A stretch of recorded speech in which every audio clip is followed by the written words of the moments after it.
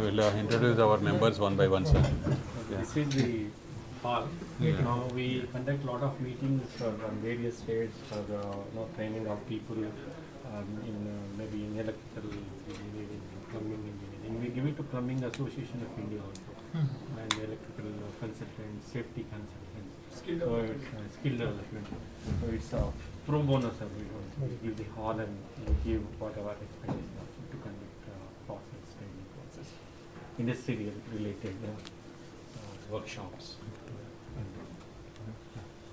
So I just introduce. Oh, yeah, to start from Aditya Gowda is Gaura Construction Jaydeep Reddy is and Vice President. Ashoka, Shivraj Thakur, Joint Secretary. Rajshekhar Reddy, Executive Committee Member. Nitish Reddy. Nitish Reddy is of Joydeep is also. Rakesh's son, is Mr. Ram Babu, and Venu Vinod from Cyber City. Anand sir, he is people in car and Indies. Yeah, and Rajesh Sai Krupa, and Murli Mohan Garu is from Vertex Group. Sir. So everyone involves a lot nowadays. We are trying what the best we can do. And is there some other members are on live? Or? Yes, it's sir. there, Already sir, so joined, that's sir, why. about Yeah. how many officers? Yeah. 70 people about. Is it live now, Dharampal? Is it live? Yeah. Yeah. We'll start the thing.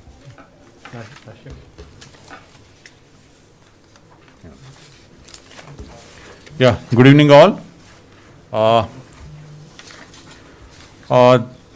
Sorry for a little bit late. We were there, but anyway, sir has come. On behalf of CREDAI Hyderabad, heartfully we want to thank Sri Jayesh Ranjan Garu. Thank you, sir. Thank you very much, Kaka, for coming over here. So it's a great opportunity for us, sir. For a long time, we are waiting for your coming over here. Now, friends, before starting the meeting, I would like to say a few words about Sri Jayesh Ranjan Garu. So, Sri Jayesh Ranjan Garu is a member of the Indian Administrative Service of the 1992 batch, working in the state of Telangana. He holds a master's degree in psychology from Delhi University, a degree in business management from the Indian Institute of Management, Calcutta, and a master's in public management from Lee Kuan Yew School of Public Policy, National University of Singapore. He also has done short courses in the University of Birmingham on environmental policy analysis, JICA Training Institute, Tokyo on lake remediation, London School of Economics on globalization and leadership, Kennedy School of Government, Harvard University in public policy, and Swedish Institute, Stockholm on sustainability and CSR. To specially mention, he is All India topper of the IAS batch of 1992. The great thing, sir. And he was awarded World Bank Social Capital Visiting Scholarship in 2002 and the British government's Gurukul Chevening Scholarship in 2005, which are great achievements. He has done international consultancy assignments for the World Bank, UNESCAP, SEDATU project of Mexico, and for international NGOs working for youth issues like YES, Inc. of the USA, and NMC from Italy. He is a part of the National Pool of Trainers in Leadership constituted by the Government of India and is involved in training and mentoring newly recruited civil servants. Jayesh Ranjan Garu is the director in the board of directors of GMR International Airport Limited, a subsidiary of the GMR Group. He has been serving as the director in the board of GHIAL since 2016. Apart from that, you all know he is the senior most IAS officer in our state, and which is making a lot of changes. Like maybe for the past few years, we can say last 4 to 5 years, the impact the Hyderabad and Telangana is visible in the state because of his dynamic leadership and all that. Now I will tell our president to take over our president and say a few words about what the session is going to be like. Welcome, sir. Yeah. Thank you, sir.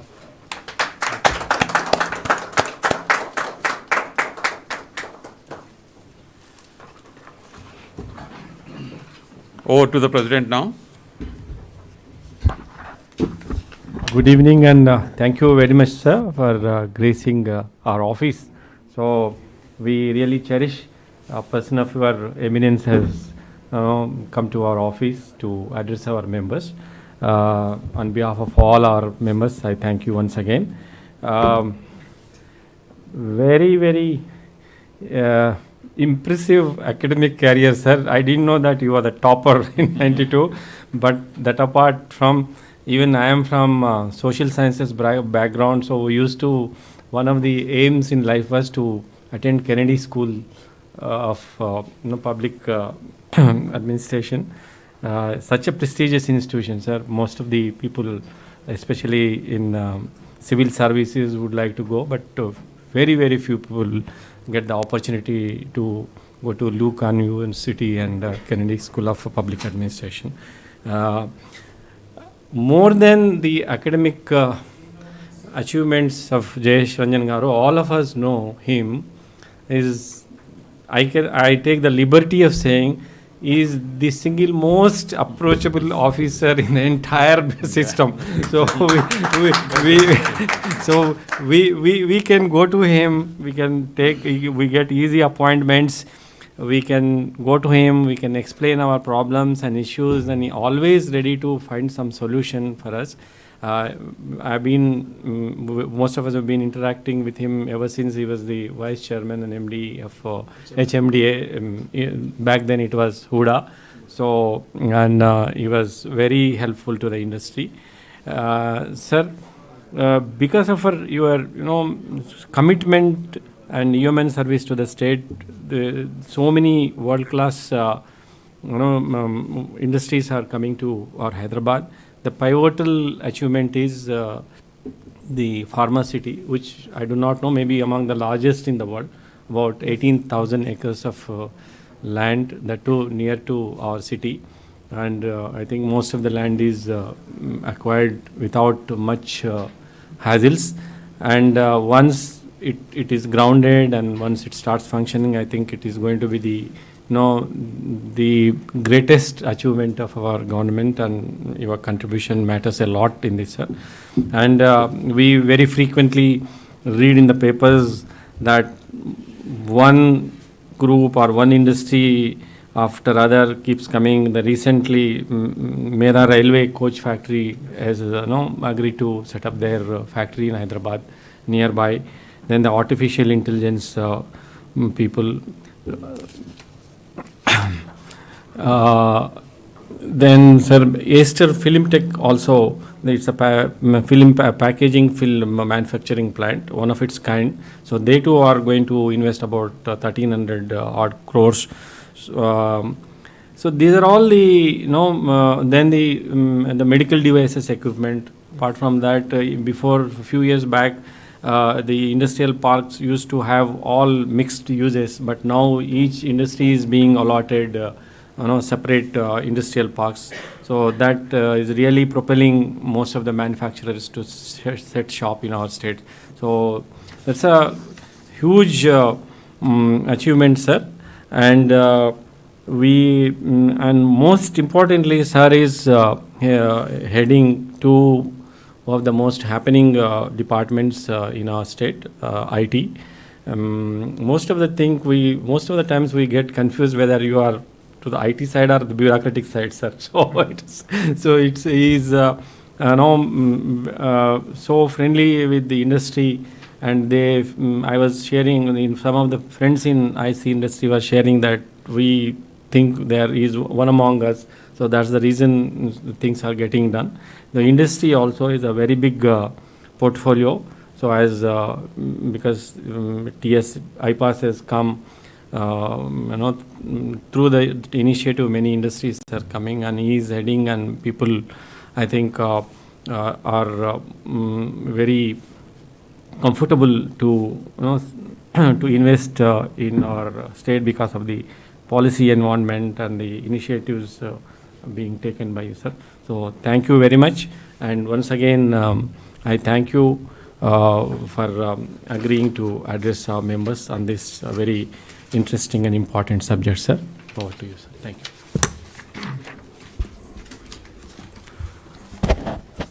అందరికీ నా హార్దిక వందనాలు. గౌరవనీయులైన CREDAI president గారికి, secretary గారికి, ఇక్కడ ఉన్నటువంటి executive committee members అందరికీ, అదేవిధంగా ఇట్లా వర్చువల్ మాధ్యమంగా దీంట్లో పాల్గొంటున్నటువంటి క్రెడాయి సభ్యులందరికీ ఈ సందర్భంలో నా హార్దిక నమస్కారం తెలియపరుస్తున్నాను. ముఖ్యంగా ఈరోజు నేను ప్రతి ఒక్కరూ ఈ కోవిడ్ పరిస్థితి నుంచి ఎప్పుడు మనకు విముక్తి వస్తుంది, తదుపరి భవిష్యత్ ఎట్లా ఉంటుంది, ప్రభుత్వ ఆలోచన విధానం ఎట్లా ఉంది, ప్రభుత్వం ఏ రూపంలో గత 4-5 సంవత్సరాల నుంచి హైదరాబాద్లో వేగంగా జరిగే అభివృద్ధిని ఇంకా ముందుకు సాగడానికి ఎట్లాంటి చర్యలు తీసుకుంటూ ఉంటుంది, ఏమేమి కొత్త ప్రాజెక్ట్స్ ఉన్నాయి, ఇట్లాంటి అంశాల మీద నేను సంక్షిప్తంగా కొన్ని వివరాలు మీతో పంచుకోవడానికి ఇక్కడికి వచ్చాను. ముఖ్యంగా కోవిడ్ సమస్య ప్రభావము, దుష్ప్రభావము అన్ని వర్గాల మీద, అన్ని ఎకనామిక్ యాక్టివిటీస్ మీద మనకు గత 6-8 మాసాల నుంచి చాలా తీవ్రంగా కనిపిస్తూ ఉంది. కొన్ని రంగంలో మళ్ళా రికవరీ ఎప్పుడు అవుతుందో దాని గురించి కూడా ఇప్పుడు దాఖలా లేదు. రికవరీ అవుతుందా అవదా, ఆ సెక్టర్ పూర్తిగా కూలిపోతుందా, అట్లాంటి కూడా కొన్ని సెక్టర్స్ గురించి అందరూ చెప్తున్నాము. బట్ కొన్ని సెక్టర్స్లో అట్లాంటి కోవిడ్ సమస్య ఉన్నా కూడా వాళ్ళు ఏదో ఒక రకంగా కొంతవరకు స్థిరపడి వాళ్ళు ఈ గత 6 మాసాలని వాళ్ళు సాగగలిగారు. కొన్ని సెక్టర్స్లో కొంతవరకు అభివృద్ధి కూడా జరిగింది. ఉదాహరణకి medical sector, pharmaceutical sector, medical devices sector. So వివిధ సెక్టర్స్ పరిస్థితి ఎట్లా ఉందో నేను హైదరాబాద్ పరిస్థితి, భారతదేశంలో ఉన్నటువంటి పరిస్థితి సంక్షిప్తంగా మీకు తెలియపరుస్తాను. ఎందుకంటే ఏ సెక్టర్లో అభివృద్ధి జరిగినా ఆర్ ఏ సెక్టర్ పైన ఏదైనా దుష్ప్రమాణం పడినా రియల్ ఎస్టేట్కి దాంతో నేరుగా సంబంధం ఉంటుంది. సెక్టర్ అభివృద్ధి చేస్తూ ఉంటే కూడా రియల్ ఎస్టేట్కి అది ఒక శుభవార్తలుగా, మంచి సూచనలుగా ఉంటాయి. ఎక్కడైనా సెక్టర్లో బాగా మన తగ్గుదల జరుగుతూ ఉంటే కూడా ఆ ప్రభావం రియల్ ఎస్టేట్ మీద పడుతుంది. సో ఇప్పుడు పరిస్థితి ఎట్లా ఉంది అంటే కోవిడ్ పరిస్థితి నుంచి ఇంకా మనకు విముక్తి రాలేదు. ఎప్పుడు రావచ్చు, ఎంత తొందరలో వస్తుంది అండ్ చాలామంది మీరు కూడా మీడియాలో, బుక్స్ ద్వారా, మ్యాగజైన్స్ ద్వారా చూస్తూ ఉంటారు. చాలామంది ఎకానమిస్ట్స్ కూడా రికవరీ గురించి కొన్ని క్యాల్కులేషన్స్ వేసి, ఎస్టిమేట్స్ వేసి వి షేప్ రికవరీ అవుతుందా లేకపోతే యూ షేప్ అవుతుందా, అండ్ ఇంకా లేటెస్ట్గా కొన్ని సుమారు ఒక 10 రోజుల క్రితం నేను ఇంకొక ఎకానమిస్ట్ ఆలోచన చదివాను. ఆయన కే షేప్ గురించి చెప్తున్నారు. కే షేప్ అంటే కొంతమంది చాలా వేగంగా ముందుకు వెళ్తారు, బట్ కొంతమంది అదే స్పీడ్తో పూర్తిగా కిందకి పోతారు అనేది. సో ఇవన్నీ ఊహాలు, ఇవన్నీ ఆలోచనలు. నిజంగా ఏమవుతుందో అది సమయం ద్వారానే తెలుస్తుంది. బట్ ఈరోజు పరిస్థితి ఎట్లా ఉంది అంటే నేను చెప్పేది ఏముందో ఆ కన్క్లూజన్ నేను ఇప్పుడే చెప్పేస్తున్నాను. బయట చాలా వర్షం పడుతూ ఉంది, కొంతమంది కనెక్షన్స్ డిస్కనెక్ట్ అవ్వచ్చు, పవర్ పోవచ్చు. సో నా కన్క్లూజన్ ఇప్పుడే వింటే తర్వాత మీరు ఉన్నా లేకపోయినా నేను చివరిలో ఏం చెప్పబోతున్నాను ఇప్పుడే మీకు తెలియపరుస్తున్నాను. సో నా కన్క్లూజన్ ఎట్లా ఉంటుంది అంటే ఆన్ బ్యాలెన్స్గా మొత్తం పరిస్థితిని, ఏ సెక్టర్ కిందకి పోతుందో, ఏ సెక్టర్ ఎదుగుదలలో ఉందో అవన్నీ పూర్తిగా బేరీస్ వేసుకొని తెలంగాణ పరిస్థితి, హైదరాబాద్ చూస్తూ ఉంటే మన పరిస్థితి బాగానే ఉంటుంది అని నేను చెప్పగలుగుతున్నాను. సో దానికి ముఖ్యంగా 5 కారణాలు ఉన్నాయి. 5 ట్రెండ్స్, ప్రపంచంలో నడుస్తున్నటువంటి ట్రెండ్స్, మన దేశంలో ఉన్నటువంటి ట్రెండ్స్ చూస్తే అట్లాంటి ఒక నమ్మకం, అట్లాంటి ఒక ఆప్టిమిజం ముందుకు వెళ్ళవచ్చు. అట్లా చెప్పుకోవడానికి ధైర్యం కలుగుతూ ఉంది. ఒకటి ఏముంది అంటే మనకు ఇప్పుడు నేను చెప్పే పాయింట్ కోవిడ్ కంటే కొంత ముందే మొదలైంది, బట్ కోవిడ్ సమయంలో ఆ అంశంలో ఉన్నటువంటి తీవ్రత ఇంకా మన భారతదేశంలో చాలా గట్టిగా ముందుకు వచ్చింది. కోవిడ్ కంటే ముందే మనకు గుర్తు ఉంటుంది అమెరికాతో చైనాకి చాలా ఇట్లాంటి మన తేడాలు మొదలైనాయి. అండ్ మొత్తం ప్రపంచంలోనే ఒక యాంటీ చైనా సెంటిమెంట్స్ చాలా గట్టిగా ప్రబలంగా ఉంటుంది. అండ్ కోవిడ్ సమయంలో కోవిడ్ చైనా నుంచి మొదలు అవ్వడము, వాళ్ళు ఫిబ్రవరి మాసంలో, మార్చ్ మాసంలో అన్ని ఫ్యాక్టరీస్ని పెట్టడం, ఇట్లాంటి ఇంపోర్ట్ చేసే దేశాల్లో అట్లాంటి కొంత సమస్య రావడం, కొంత రిస్క్ రావడం, అవన్నీ చూస్తే మీకు గుర్తు ఉంటుంది, మన కేంద్ర ప్రభుత్వం ఆత్మ నిర్భర్ లాంటి ఒక స్కీమ్ ప్రకటించింది. కోర్స్ స్కీమ్ కింద డబ్బులు కేటాయించడం, బడ్జెట్ పెట్టడం అది కొంతవరకే జరిగింది. బట్ ఖచ్చితంగా రాబోయే రోజుల్లో అంటే ఈ కేంద్ర ప్రభుత్వానికి ఇంకా 3 సంవత్సరాలు ఉంది అండ్ భవిష్యత్తులో కూడా ఖచ్చితంగా వాళ్ళు బలంగానే ఉంటారు. సో ఆత్మనిర్భర్ లాంటి క్యాంపెయిన్ ఖచ్చితంగా కొన్ని సంవత్సరాలకి అయినా, కనీసం 5-10 సంవత్సరాలు, 10-15 సంవత్సరాలైనా అది నడుస్తూ ఉంటుంది. సో ఆత్మనిర్భర్ పరిస్థితి చూస్తే ఈరోజు 3 సెక్టర్స్లో ఆత్మనిర్భర్ కార్యక్రమాన్ని ముందుకి తీసుకువెళ్ళాలి. అట్లా కేంద్ర ప్రభుత్వం ఆలోచించింది, కొన్ని పథకాలు కూడా ప్రవేశించింది. దాంట్లో ఈ ఆల్ 3 సెక్టర్స్కి తెలంగాణ అండ్ హైదరాబాద్ చాలా ముఖ్యం అన్నమాట. సో మొట్టమొదటి సెక్టర్ ఫార్మా సెక్టర్ ఉంది. ఎందుకంటే ఫార్మాస్యూటికల్ మీద మీకు అవగాహన ఉంటుంది. ఇటీవల చైనా నుంచి చాలా ఇంపోర్ట్స్ జరిగేది, అన్ని ముడి సరుకులు చైనా నుంచి వచ్చేవి. తర్వాత హైదరాబాద్లో ఉన్నటువంటి ఫార్మా కంపెనీస్ కూడా, బల్క్ డ్రగ్ కంపెనీస్ కూడా చైనా పైనే ఆధారపడేవి. బట్ ఆత్మనిర్భర్లో వాళ్ళు లోకల్గా, దేశీయంగా ఇట్లాంటి ఉత్పత్తి చేయడానికి కొన్ని రాయితీలు ఇస్తున్నారు, కొన్ని ప్రోత్సాహకాలు ఇస్తూ ఉన్నారు కేంద్ర ప్రభుత్వం. రాష్ట్ర ప్రభుత్వాన్ని కూడా ఇట్లాంటి కార్యక్రమాలకి చేయూత ఇవ్వమని కోరుతూ ఉంది. సో ఈ రంగంలో మిగతా 27 రాష్ట్రాలతో పోలిస్తే తెలంగాణ ముందు అడుగుగా ఉంది. ఇందాక ప్రెసిడెంట్ గారు చెప్పారు, దేశంలోనే కాకుండా అంతర్జాతీయంగా కూడా అతిపెద్ద ఫార్మాసిటీ ప్రాజెక్టు మేము చేయడానికి సిద్ధంగా ఉన్నాము. అన్నిటికంటే ముఖ్యం ఏముంది అంటే, ఇప్పటి వరకు ఈ కార్యక్రమాలు, ఈ ముడి సరుకులు చైనా నుంచి ఎందుకు ఎక్కువ వచ్చేది అంటే, ఇవన్నీ చాలా పొల్యూటింగ్ యాక్టివిటీస్ ఉంటాయి. సో భారతదేశంలో కొద్దిగా ఈ ఎన్వైర్మెంటల్ నిబంధనలు ఇవన్నీ కొంచెం గట్టిగా ఉంటాయి. చైనాలో కొంతవరకు కొంచెం లిబరల్గా చూస్తారు ఇట్లాంటి దాన్ని. బట్ ఫార్మాసిటీలో ఒక అడ్వాంటేజ్ ఏముంది అంటే, అన్ని ఎన్వైర్మెంట్ అనుమతులు, అన్ని పర్మిషన్స్ మేము కరెక్ట్గా ముందుగానే తీసుకొని ఉన్నాము. సో భారతదేశంలో వేరే ఎక్కడైనా అంత పెద్ద ఇండస్ట్రియల్ పార్కు, అన్ని అనుమతులు, పర్మిషన్స్ అంటే మీరు అడుగు పెట్టి మరుసటి రోజు నుంచి మీరు మీ ఫ్యాక్టరీ కన్స్ట్రక్షన్ మొదలు పెట్టవచ్చు. అట్లాంటి స్థాయి వేరే భారతదేశంలో ఎక్కడో లేదు.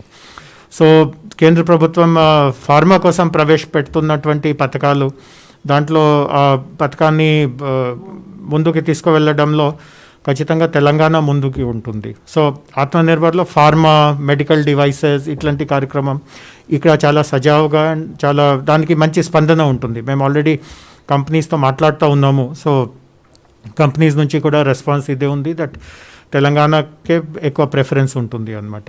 ఈవెన్ గుజరాత్లో ఉన్నటువంటి కంపెనీస్, బాంబేలో ఉన్న కంపెనీస్ కూడా తెలంగాణ వైపే వస్తాము అట్లా వాళ్ళ ఆలోచన ఉంది అన్నమాట.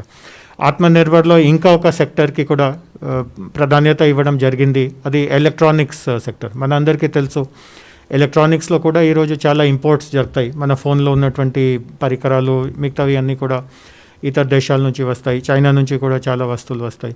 సో ఎలక్ట్రానిక్స్ దాన్ని కూడా కేంద్ర ప్రభుత్వం మంచిగా ప్రోత్సహిస్తూ ఉంది. అండ్ దాంట్లో కూడా అంటే ఫార్మాలో ఏకంగా తెలంగాణ ఉంది అట్లా చెప్పుకోగలే పరిస్థితి ఎలక్ట్రానిక్స్ రంగంలో ఈరోజు లేదు. ఎలక్ట్రానిక్స్ రంగానికి ఇంకా 4-5 రాష్ట్రాల నుంచి కూడా మంచి కాంపిటీషన్ ఉంది. కర్ణాటక కావచ్చు, తర్వాత నోయిడా, ఉత్తరప్రదేశ్లో నోయిడా కావచ్చు, తమిళనాడు, ఆంధ్రప్రదేశ్లో శ్రీ సిటీ ఉంది, తిరుపతి దగ్గర కూడా వాళ్ళు ఒక ఎలక్ట్రానిక్ క్లస్టర్ పెట్టారు. సో 4-5 రాష్ట్రాలకే వచ్చే ఇన్వెస్ట్మెంట్స్ వెళ్తాయి. సో తెలంగాణలో కూడా ఒక రీజనబుల్గా ఇన్వెస్ట్మెంట్స్ వస్తాయి, బట్ 4 రాష్ట్రాలకి కూడా వెళ్ళే అవకాశం ఉంది. సో ఎలక్ట్రానిక్స్ ఒక రంగం ఉంది. తర్వాత మీరు చూసి ఉండవచ్చు, అంటే కేంద్ర ప్రభుత్వం ఇది కూడా కరోనా కంటే ముందు నుంచి నడుస్తున్నటువంటి ప్రక్రియ. కేంద్ర ప్రభుత్వం ఎలక్ట్రిక్ వాహనాలకి కూడా చాలా మన ప్రాధాన్యత ఇస్తూ ఉంది. అండ్ ఎలక్ట్రిక్ వాహనంలో ఒక వాహనం తయారీ ఒక భాగం ఉంది, బట్ వాహనం తయారీ కంటే కూడా ముఖ్యం బ్యాటరీ తయారు చేయడం, ఎలక్ట్రిక్ సెల్స్ తయారు చేయడం, బ్యాటరీ తయారు చేయడం, ఛార్జింగ్ ఇన్ఫ్రాస్ట్రక్చర్ తయారు చేయడం. సో అందులో కూడా తెలంగాణ గురించి బయట ఉన్నటువంటి ఇన్వెస్టర్స్లో మంచి అభిప్రాయం ఉంది. అండ్ గత ఒక 3-4 మాసాల్లో మేము తీసుకున్న కొన్ని నిర్ణయాల వలన తెలంగాణ వైపు రావడానికి ఇంకా సుముఖత పెరుగుతూ ఉంది. ఉదాహరణకి మహబూబ్ నగర్ జిల్లాలో మేము ఒక 400 ఎకరాల్లో ఒక ఎనర్జీ పార్క్ అనే ఒక ఇండస్ట్రియల్ పార్క్ కేటాయించాము. ఎవరైనా బ్యాటరీ తయారు చేస్తూ ఉంటే, కాంపోనెంట్స్ తయారు చేస్తూ ఉంటే, మాడ్యూల్స్ తయారు చేస్తూ ఉంటే ఆ పార్క్లోకి వెళ్ళే వాళ్ళకి అన్ని రకమైన వెసులుబాట్లు ఉంటాయి. అదేవిధంగా వాహనాలు తయారు చేసే వాళ్ళకి కూడా ఇక్కడ హైదరాబాద్ సమీపంలో చందన్ వెల్లి అనే ఒక ఇండస్ట్రియల్ పార్క్లో మేము అవకాశం కల్పిస్తున్నాము. సో ఆ రంగానికి కూడా మంచి స్పందన ఉంది. అండ్ ఇప్పటి వరకు భారతదేశానికి వచ్చిన ఇన్వెస్ట్మెంట్స్ చూస్తే తెలంగాణ టాప్ 3లో ఉన్నాయి. అంటే అన్ని ఇన్వెస్ట్మెంట్స్ ఇక్కడికి రాలేదు, బట్ టాప్ 3లో ఎలక్ట్రిక్ వెహికల్, స్టోరేజ్ ఇట్లాంటి గురించి మనము చెప్పుకోవచ్చు. ఇంకొక రంగంలో కూడా ఆత్మనిర్భరత ప్యాకేజ్ ఇంకా కేంద్ర ప్రభుత్వం ప్రకటించుకోలేదు, బట్ అది కేంద్ర ప్రభుత్వంలో క్యాబినెట్ స్థాయిలో ఉంది. తొందరలో అట్లాంటి నిర్ణయం కూడా వస్తుంది. అది టెక్స్టైల్స్ రంగం అన్నమాట.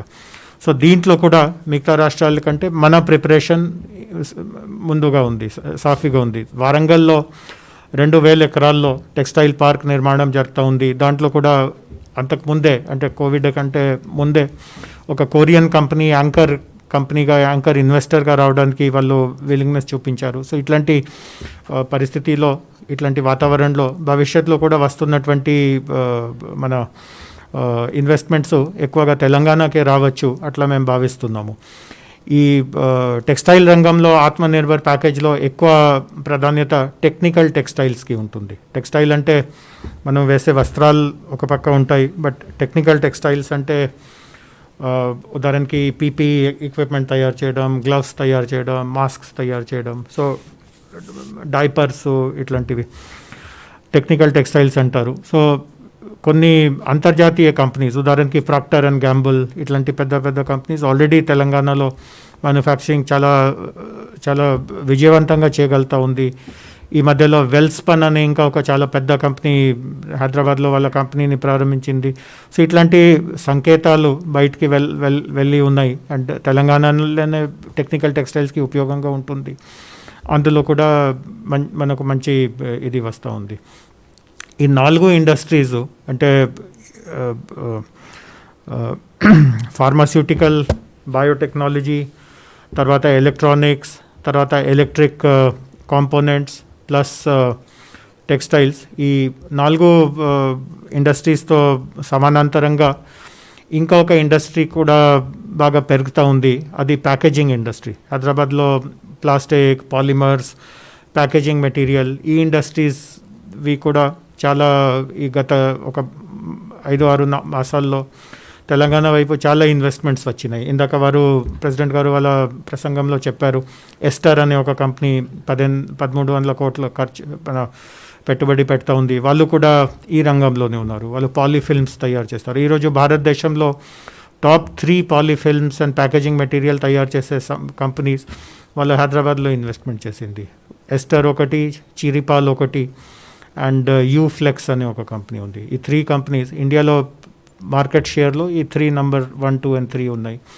ఆల్ 3 వాళ్ళు ఎవరికి హైదరాబాద్తో ఏం సంబంధం లేదు. చిరిపాల్ అతను గుజరాత్ అతను, ఆయన మొత్తం లైఫ్ అంతా గుజరాత్లోనే జరిగింది. వాళ్ళు గుజరాత్ బయట అడుగు పెట్టగలరు, అది కూడా బాగా ఆశ్చర్యపడే విషయము. ఆయన పరిస్థితి ఎట్లా ఉంది అంటే ఆయనకి హిందీ కూడా రాదు. అంటే ఇంగ్లీష్ గురించి మాట్లాడలేము, గుజరాతీ తప్ప ఆయనకి ఏ భాష రాదు. హిందీలో కూడా ఆయనతో మాట్లాడడం కష్టంగా ఉంటుంది. ట్రాన్స్లేటర్తో వస్తారు, ట్రాన్స్లేటర్ ద్వారానే మాట్లాడాలి. అట్లాంటి వ్యక్తి కూడా గుజరాత్ బయట కూడా ఒక ప్రపంచం ఉంది, అట్లాంటి ఈరోజు అడుగు పెడుతున్నారు. అండ్ మిగతా 2 కంపెనీస్ ఎస్టర్, యూఫ్లెక్స్, అవి అన్ని నార్త్ ఇండియన్ కంపెనీస్ అన్నమాట. సో అంత దూరంగా కూడా వచ్చి మంచి వాతావరణం ఉంది, మంచి ఇండస్ట్రియల్ క్లైమేట్ ఉంది, ఆ నమ్మకంతో ఇట్లాంటి ఇన్వెస్ట్మెంట్స్ వస్తూ ఉన్నాయి. సో నేను చెప్పే విషయం ఏముంది అంటే ఇట్లాంటి ఇండస్ట్రియల్ ఇన్వెస్ట్మెంట్స్ ఖచ్చితంగా హైదరాబాద్కి ఆత్మనిర్భర్ ప్యాకేజ్ రావడంతో ఇతర రంగంలో జరుగుతున్నటువంటి అభివృద్ధి బట్టి ఖచ్చితంగా తెలంగాణకి చాలా ప్రిఫరెన్స్ ఉంటుంది. అంటే 100% ఇన్వెస్ట్మెంట్స్ భారతదేశానికి వచ్చేవి ఇక్కడికే వచ్చేస్తాయి అనే అట్లాంటి ధీమా ఎవరు చేయట్లేదు. బట్ ఖచ్చితంగా ఒక సింహభాగం మనకు తెలంగాణకే ఈ 4-5 ఆత్మనిర్భర్లో ప్రకటించిన సెక్టర్స్లో ఖచ్చితంగా ఇక్కడికి వస్తాయి, అట్లాంటి నమ్మకం పెట్టుకోవచ్చు. అండ్ వీటన్నిటి ప్రభావం మనకు ఇండస్ట్రీ, మనకు రియల్ ఎస్టేట్ మీద ఉంటుంది. అండ్ నేను క్రెడై ఈ వేదిక ద్వారా మీ అందరికీ ఏం తెలియపరుస్తున్నాను అంటే మీరు ముందుగానే ఈ ఇండస్ట్రీస్ రావడంతో కొంత మీరు అడ్వాన్స్ ప్లానింగ్ అండ్ కోఆర్డినేషన్ చేయాల్సిందిగా అవసరం ఉంటుంది. నేను మీకు ఒక ఉదాహరణ చెప్తాను. మీ అందరికీ తెలుసు, హైదరాబాద్ శివార్లో మనకు జీనోమ్ వ్యాలీ ఉంది. బయోటెక్నాలజీ కేంద్రంగా ఈరోజు మొత్తం ప్రపంచంలోనే భారతదేశంలో ఉన్నటువంటి వ్యాక్సిన్, కోవిన్ వ్యాక్సిన్ తయారీ, రీసెర్చ్ కానీ మ్యానుఫ్యాక్చరింగ్ కానీ అంతా అక్కడే జరుగుతుంది. ఈరోజు కూడా జీనోమ్ వ్యాలీలో మంచి కంపెనీస్ ఉన్నాయి, చాలామంది ఉన్నారు, గ్లోబల్ దిగ్గజాలు ఉన్నారు. కానీ ఎప్పుడైనా జీనోమ్ వ్యాలీకి వెళ్తూ ఉంటే అక్కడ ఉన్నటువంటి ఇండస్ట్రీ లీడర్స్తో మాట్లాడుతూ ఉంటే అందరూ ఒకటే చెప్తారు, దట్ జీనోమ్ వ్యాలీ ఇప్పటికే బాగుంది, కానీ ఇంకా 4 రెట్లు మంచి మేము చేసి ఉండవచ్చు, కానీ అక్కడ సోషల్ ఇన్ఫ్రాస్ట్రక్చర్ ఏం లేదు. హౌసింగ్ కానీ మిగతా మనకు షాపింగ్ మాల్స్ కావచ్చు, వేరే ఎంటర్టైన్మెంట్, లైఫ్ స్టైల్ ఇట్లాంటివి.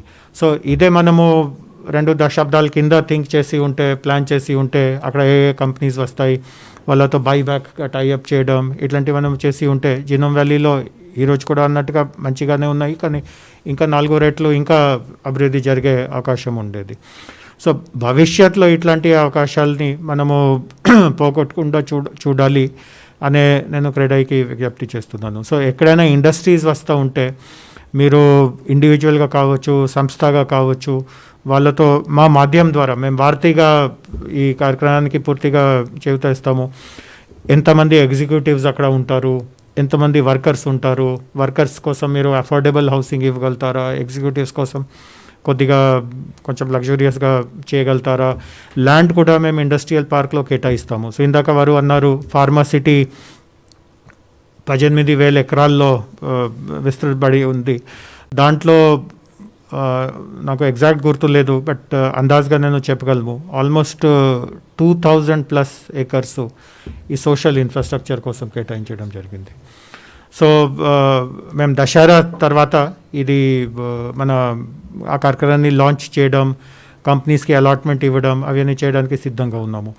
అదే సమయంలో ఆ కంపెనీలో మెయిన్ డిసిజన్ మేకర్ ఎవరు ఉన్నారో వాళ్ళ వివరాలు మీకు ఇవ్వడం, మీరు వాళ్ళతో ముందుగానే మాట్లాడి అండ్ హౌసింగ్ లాంటి అండ్ ఇతర అవసరాల కోసం మీరు అక్కడ స్థలం తీసుకోవడం. ఆ స్థలం ఇప్పుడు కోవిడ్ పరిస్థితిలో మేము ఇంకొక నిర్ణయం ఏం తీసుకున్నాము అంటే, సాధారణంగా టీఎస్ఐఐసిలో కానీ హెచ్ఎండిఏలో కానీ అంటే మీరు మొత్తం డబ్బు పే చేసి అది తీసుకోవాలి. బట్ ఇప్పుడు పరిస్థితి అందరికీ బాగలేదు కాబట్టి మేము లీజ్ మోడల్గా కూడా ఇచ్చేయడానికి మేము సిద్ధంగా ఉన్నాము. సో ఇట్లాంటి మీకు ఒకేసారి అంత భారం పడకుండా మీరు లీజ్గా కొంత పే చేస్తూ అక్కడ డెవలప్మెంట్ చేసుకుంటూ అట్లాంటి చేయడానికి కూడా మీకు అవకాశం ఉంటుంది. బట్ నేనేమంటున్నాను అంటే ఇట్లాంటి అభివృద్ధి ఇట్లాంటి మన ఇండస్ట్రియల్ రంగంలో జరిగే అభివృద్ధితో మీ యాక్టివిటీస్కి కూడా చాలా సమన్వయం ఉండాలి. సపోజ్ ఫార్మసిటీ ముచెర్లలో జరుగుతూ ఉంది, అక్కడ మీరు మాస్టర్ ప్లాన్ చూసుకొని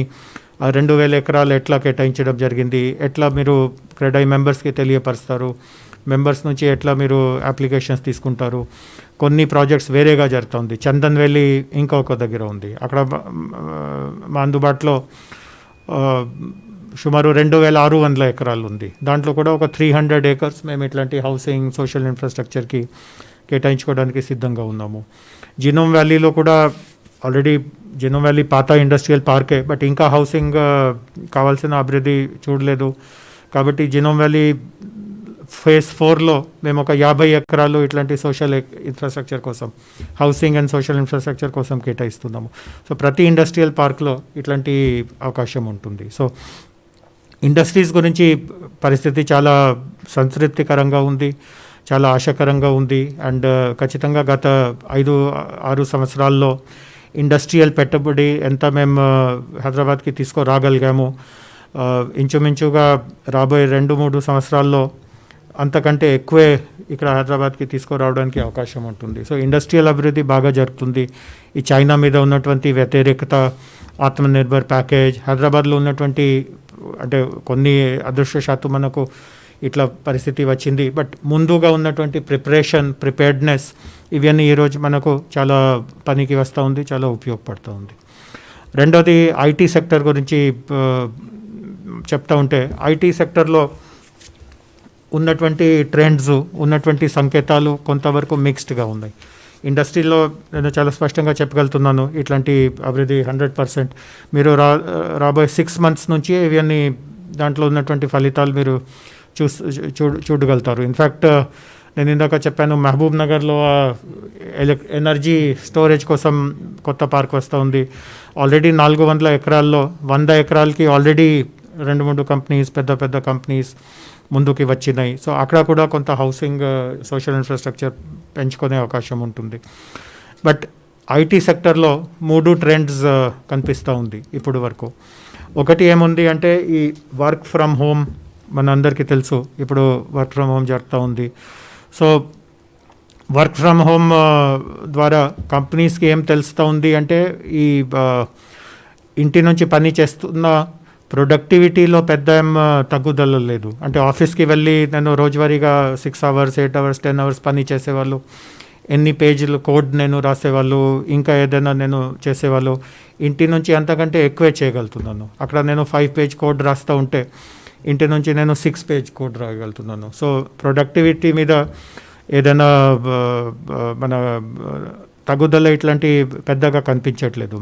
మెజారిటీ అంటే హైదరాబాద్లో ఉన్న ప్రొఫైల్ చూస్తే ఎక్కువగా ఈరోజు కూడా ఐటీ సర్వీసెస్ కంపెనీస్ ఎక్కువ ఉన్నాయి. అంటే వాళ్ళ క్లయింట్స్ ఏం ప్రాజెక్ట్ ఇస్తారో దానికి తగినట్టుగా కోడ్ రాయడం. క్లయింట్కి సర్వీసెస్ ఇచ్చే కంపెనీస్ హైదరాబాద్లో ఆల్మోస్ట్ 65% ఉన్నాయి. మిగతా కంపెనీస్లో ఎక్కడైనా ప్రోడక్ట్ డెవలప్మెంట్ అవన్నీ ఉంటుంది, అక్కడ కొద్దిగా ప్రొడక్టివిటీలో కొంతవరకు ఇంపాక్ట్ ఉంది. ఎందుకంటే ప్రోడక్ట్ డెవలప్మెంట్ ఎక్కువగా టీమ్స్గా జరుగుతుంది. అంటే అంత మేధావి ఎవరిలో ఉండదు. ఒక కొత్త ప్రోడక్ట్, ఒక కొత్త సాఫ్ట్వేర్ సృష్టించడం. సో కాబట్టి 4, 10 మంది, 20 మంది కలిసి టీమ్గా చేస్తారు. అండ్ అందరూ వాళ్ళ ఇంటిలో ఉండడం వల్ల కొంత సమన్వయం తీసుకురావడం, కోఆర్డినేషన్ చేయడం, ప్రతిరోజు 2-3 సార్లు ఇట్లా వీడియో ద్వారా, జూమ్ ద్వారా టీమ్ మీటింగ్స్ చేయాల్సిందిగా అవుతూ ఉంది వాళ్ళకి. అండ్ దాంట్లో రకరకాలుగా అవరోధాలు వస్తూ ఉన్నాయి. కరెంట్ పోతుంది, లింక్ ఉండదు, ఇట్లాంటి చిన్న సమస్యలు ఎదురవుతూ ఉన్నారు. సో ప్రోడక్ట్ కంపెనీస్కి కొంత ప్రొడక్టివిటీలో కొంత ఇంపాక్ట్ ఉంది. బట్ సర్వీసెస్ కంపెనీకి కొంతవరకు ప్రొడక్టివిటీ ఇంకా పెరిగింది. సో వర్క్ ఫ్రమ్ హోమ్ రేపు భవిష్యత్తులో పరిస్థితి అంత న్యాయమైనా కూడా వర్క్ ఫ్రమ్ హోమ్ కొంతవరకు నడుస్తుంది. అండ్ ఆల్రెడీ కొన్ని కంపెనీస్ ఇప్పటికే ప్రకటించింది దట్ మేము శాశ్వతంగా కొంతమంది, ఉదాహరణకి మన అమెజాన్ వాళ్ళు మొన్న అనౌన్స్ చేశారు దట్ సేల్స్ చూసే వాళ్ళు ఆఫీస్కి రాక్కర్లేదు. అంటే లైఫ్ లాంగ్ వాళ్ళ ఇంటి నుంచి వర్క్ చేయవచ్చు. సో లాంగ్ టర్మ్లో మళ్ళీ బ్యాలెన్స్ అయిపోతుంది. బట్ రాబోయే 2 years కావచ్చు, 3 years కావచ్చు, 4 years కావచ్చు, ఆల్రెడీ హైదరాబాద్లో ఎవరో ఉన్నారో వాళ్ళు ఏదో ఖాళీ చేసి వెళ్ళిపోతారు అనేది కాదు. బట్ ఫ్యూచర్ ఎక్స్పాన్షన్లో కొంత ఇంపాక్ట్ ఉంటుంది. సపోజ్ ఈరోజు వాళ్ళు 10,000 మంది కోసం వాళ్ళు స్పేస్ తీసుకొని ఉన్నారు. బట్ వాళ్ళల్లో రిక్రూట్మెంట్ జరిగిన 10,000 నుంచి 11,000కి వెళ్ళినా, 12,000కి వెళ్ళినా, 13,000కి వెళ్ళినా వెంటనే అదనంగా స్పేస్ తీసుకోవడానికి వాళ్ళలో అంత ఉత్సాహం వెంటనే ఉండకపోవచ్చు. 2-3 సంవత్సరాల తర్వాత మళ్ళీ మార్పు రావచ్చు. బట్ ఇమీడియట్ పరిస్థితిలో వర్క్ ఫ్రమ్ హోమ్ వలన కొంతవరకు రియల్ ఎస్టేట్ ఆక్యుపెన్సీ కొంతవరకు ఇంపాక్ట్ అవుతుంది. కానీ ఇంకా 2 ట్రెండ్స్ మంచిగా కనిపిస్తూ ఉంది. అది ఏముంది అంటే భారతదేశానికి ఈరోజు ఈ పాండమిక్ వలన ఆర్థికంగా అన్ని కంపెనీస్, అన్ని దేశాల్లో ఇట్లాంటి నష్టాలు జరిగి ఉన్నాయి. సో ఈరోజు చాలా దేశాలు వాళ్ళు కాస్ట్ తగ్గించే మార్గాలు ఆలోచిస్తూ ఉన్నారు. అండ్ ఈరోజు పరిస్థితి ఎట్లా ఉంది అంటే మన సాఫ్ట్వేర్ రంగంలో కావచ్చు, లేకపోతే డిజిటలైజేషన్ అంటారు. అంటే నేను మెడికల్ కంపెనీ ఉన్నా, ఫార్మా కంపెనీ ఉన్నా, కొన్ని నా పని నేను ఆటోమేటెడ్గా చేస్తాము. సో చాలా కంపెనీసు, యూరోప్లో ఉన్నటువంటి కంపెనీసు, యూఎస్లో ఉన్నటువంటి కంపెనీసు, చాలామంది ఈరోజు ఆ డిజిటలైజేషన్ ఖర్చులు ఎట్లా తగ్గించుకోవచ్చు అట్లాంటి ప్రయత్నంలో ఉన్నారు. అండ్ ఆఫ్కోర్స్ గత 20-25 సంవత్సరాల నుంచి భారతదేశానికి ఒక ప్రత్యేకత ఉంది దట్ ఇక్కడ క్వాలిటీలో ఏమాత్రం కూడా కాంప్రమైజ్ లేకుండా ఇక్కడ తక్కువ కాస్ట్తో ఈ ఐటీ సొల్యూషన్స్, ఐటీ సర్వీసెస్ అవన్నీ జరుగుతూ ఉంటాయి.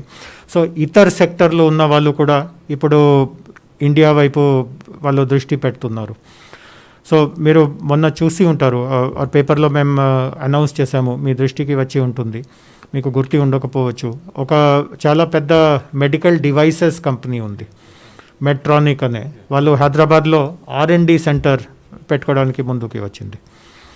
సో వాళ్ళు కూడా ఆల్మోస్ట్ 7,000-8,000 మందిని R&D సెంటర్గా హైదరాబాద్లో పెట్టారు. సో నేను కొంచెం, ఎందుకంటే ఇవి అన్ని కోవిడ్ సమయంలో జరిగింది, సో కొంచెం లోతుగా వాళ్ళతో మాట్లాడి, అంటే ఎట్లా మీరు ఈ నిర్ణయానికి ఎట్లా వచ్చారు.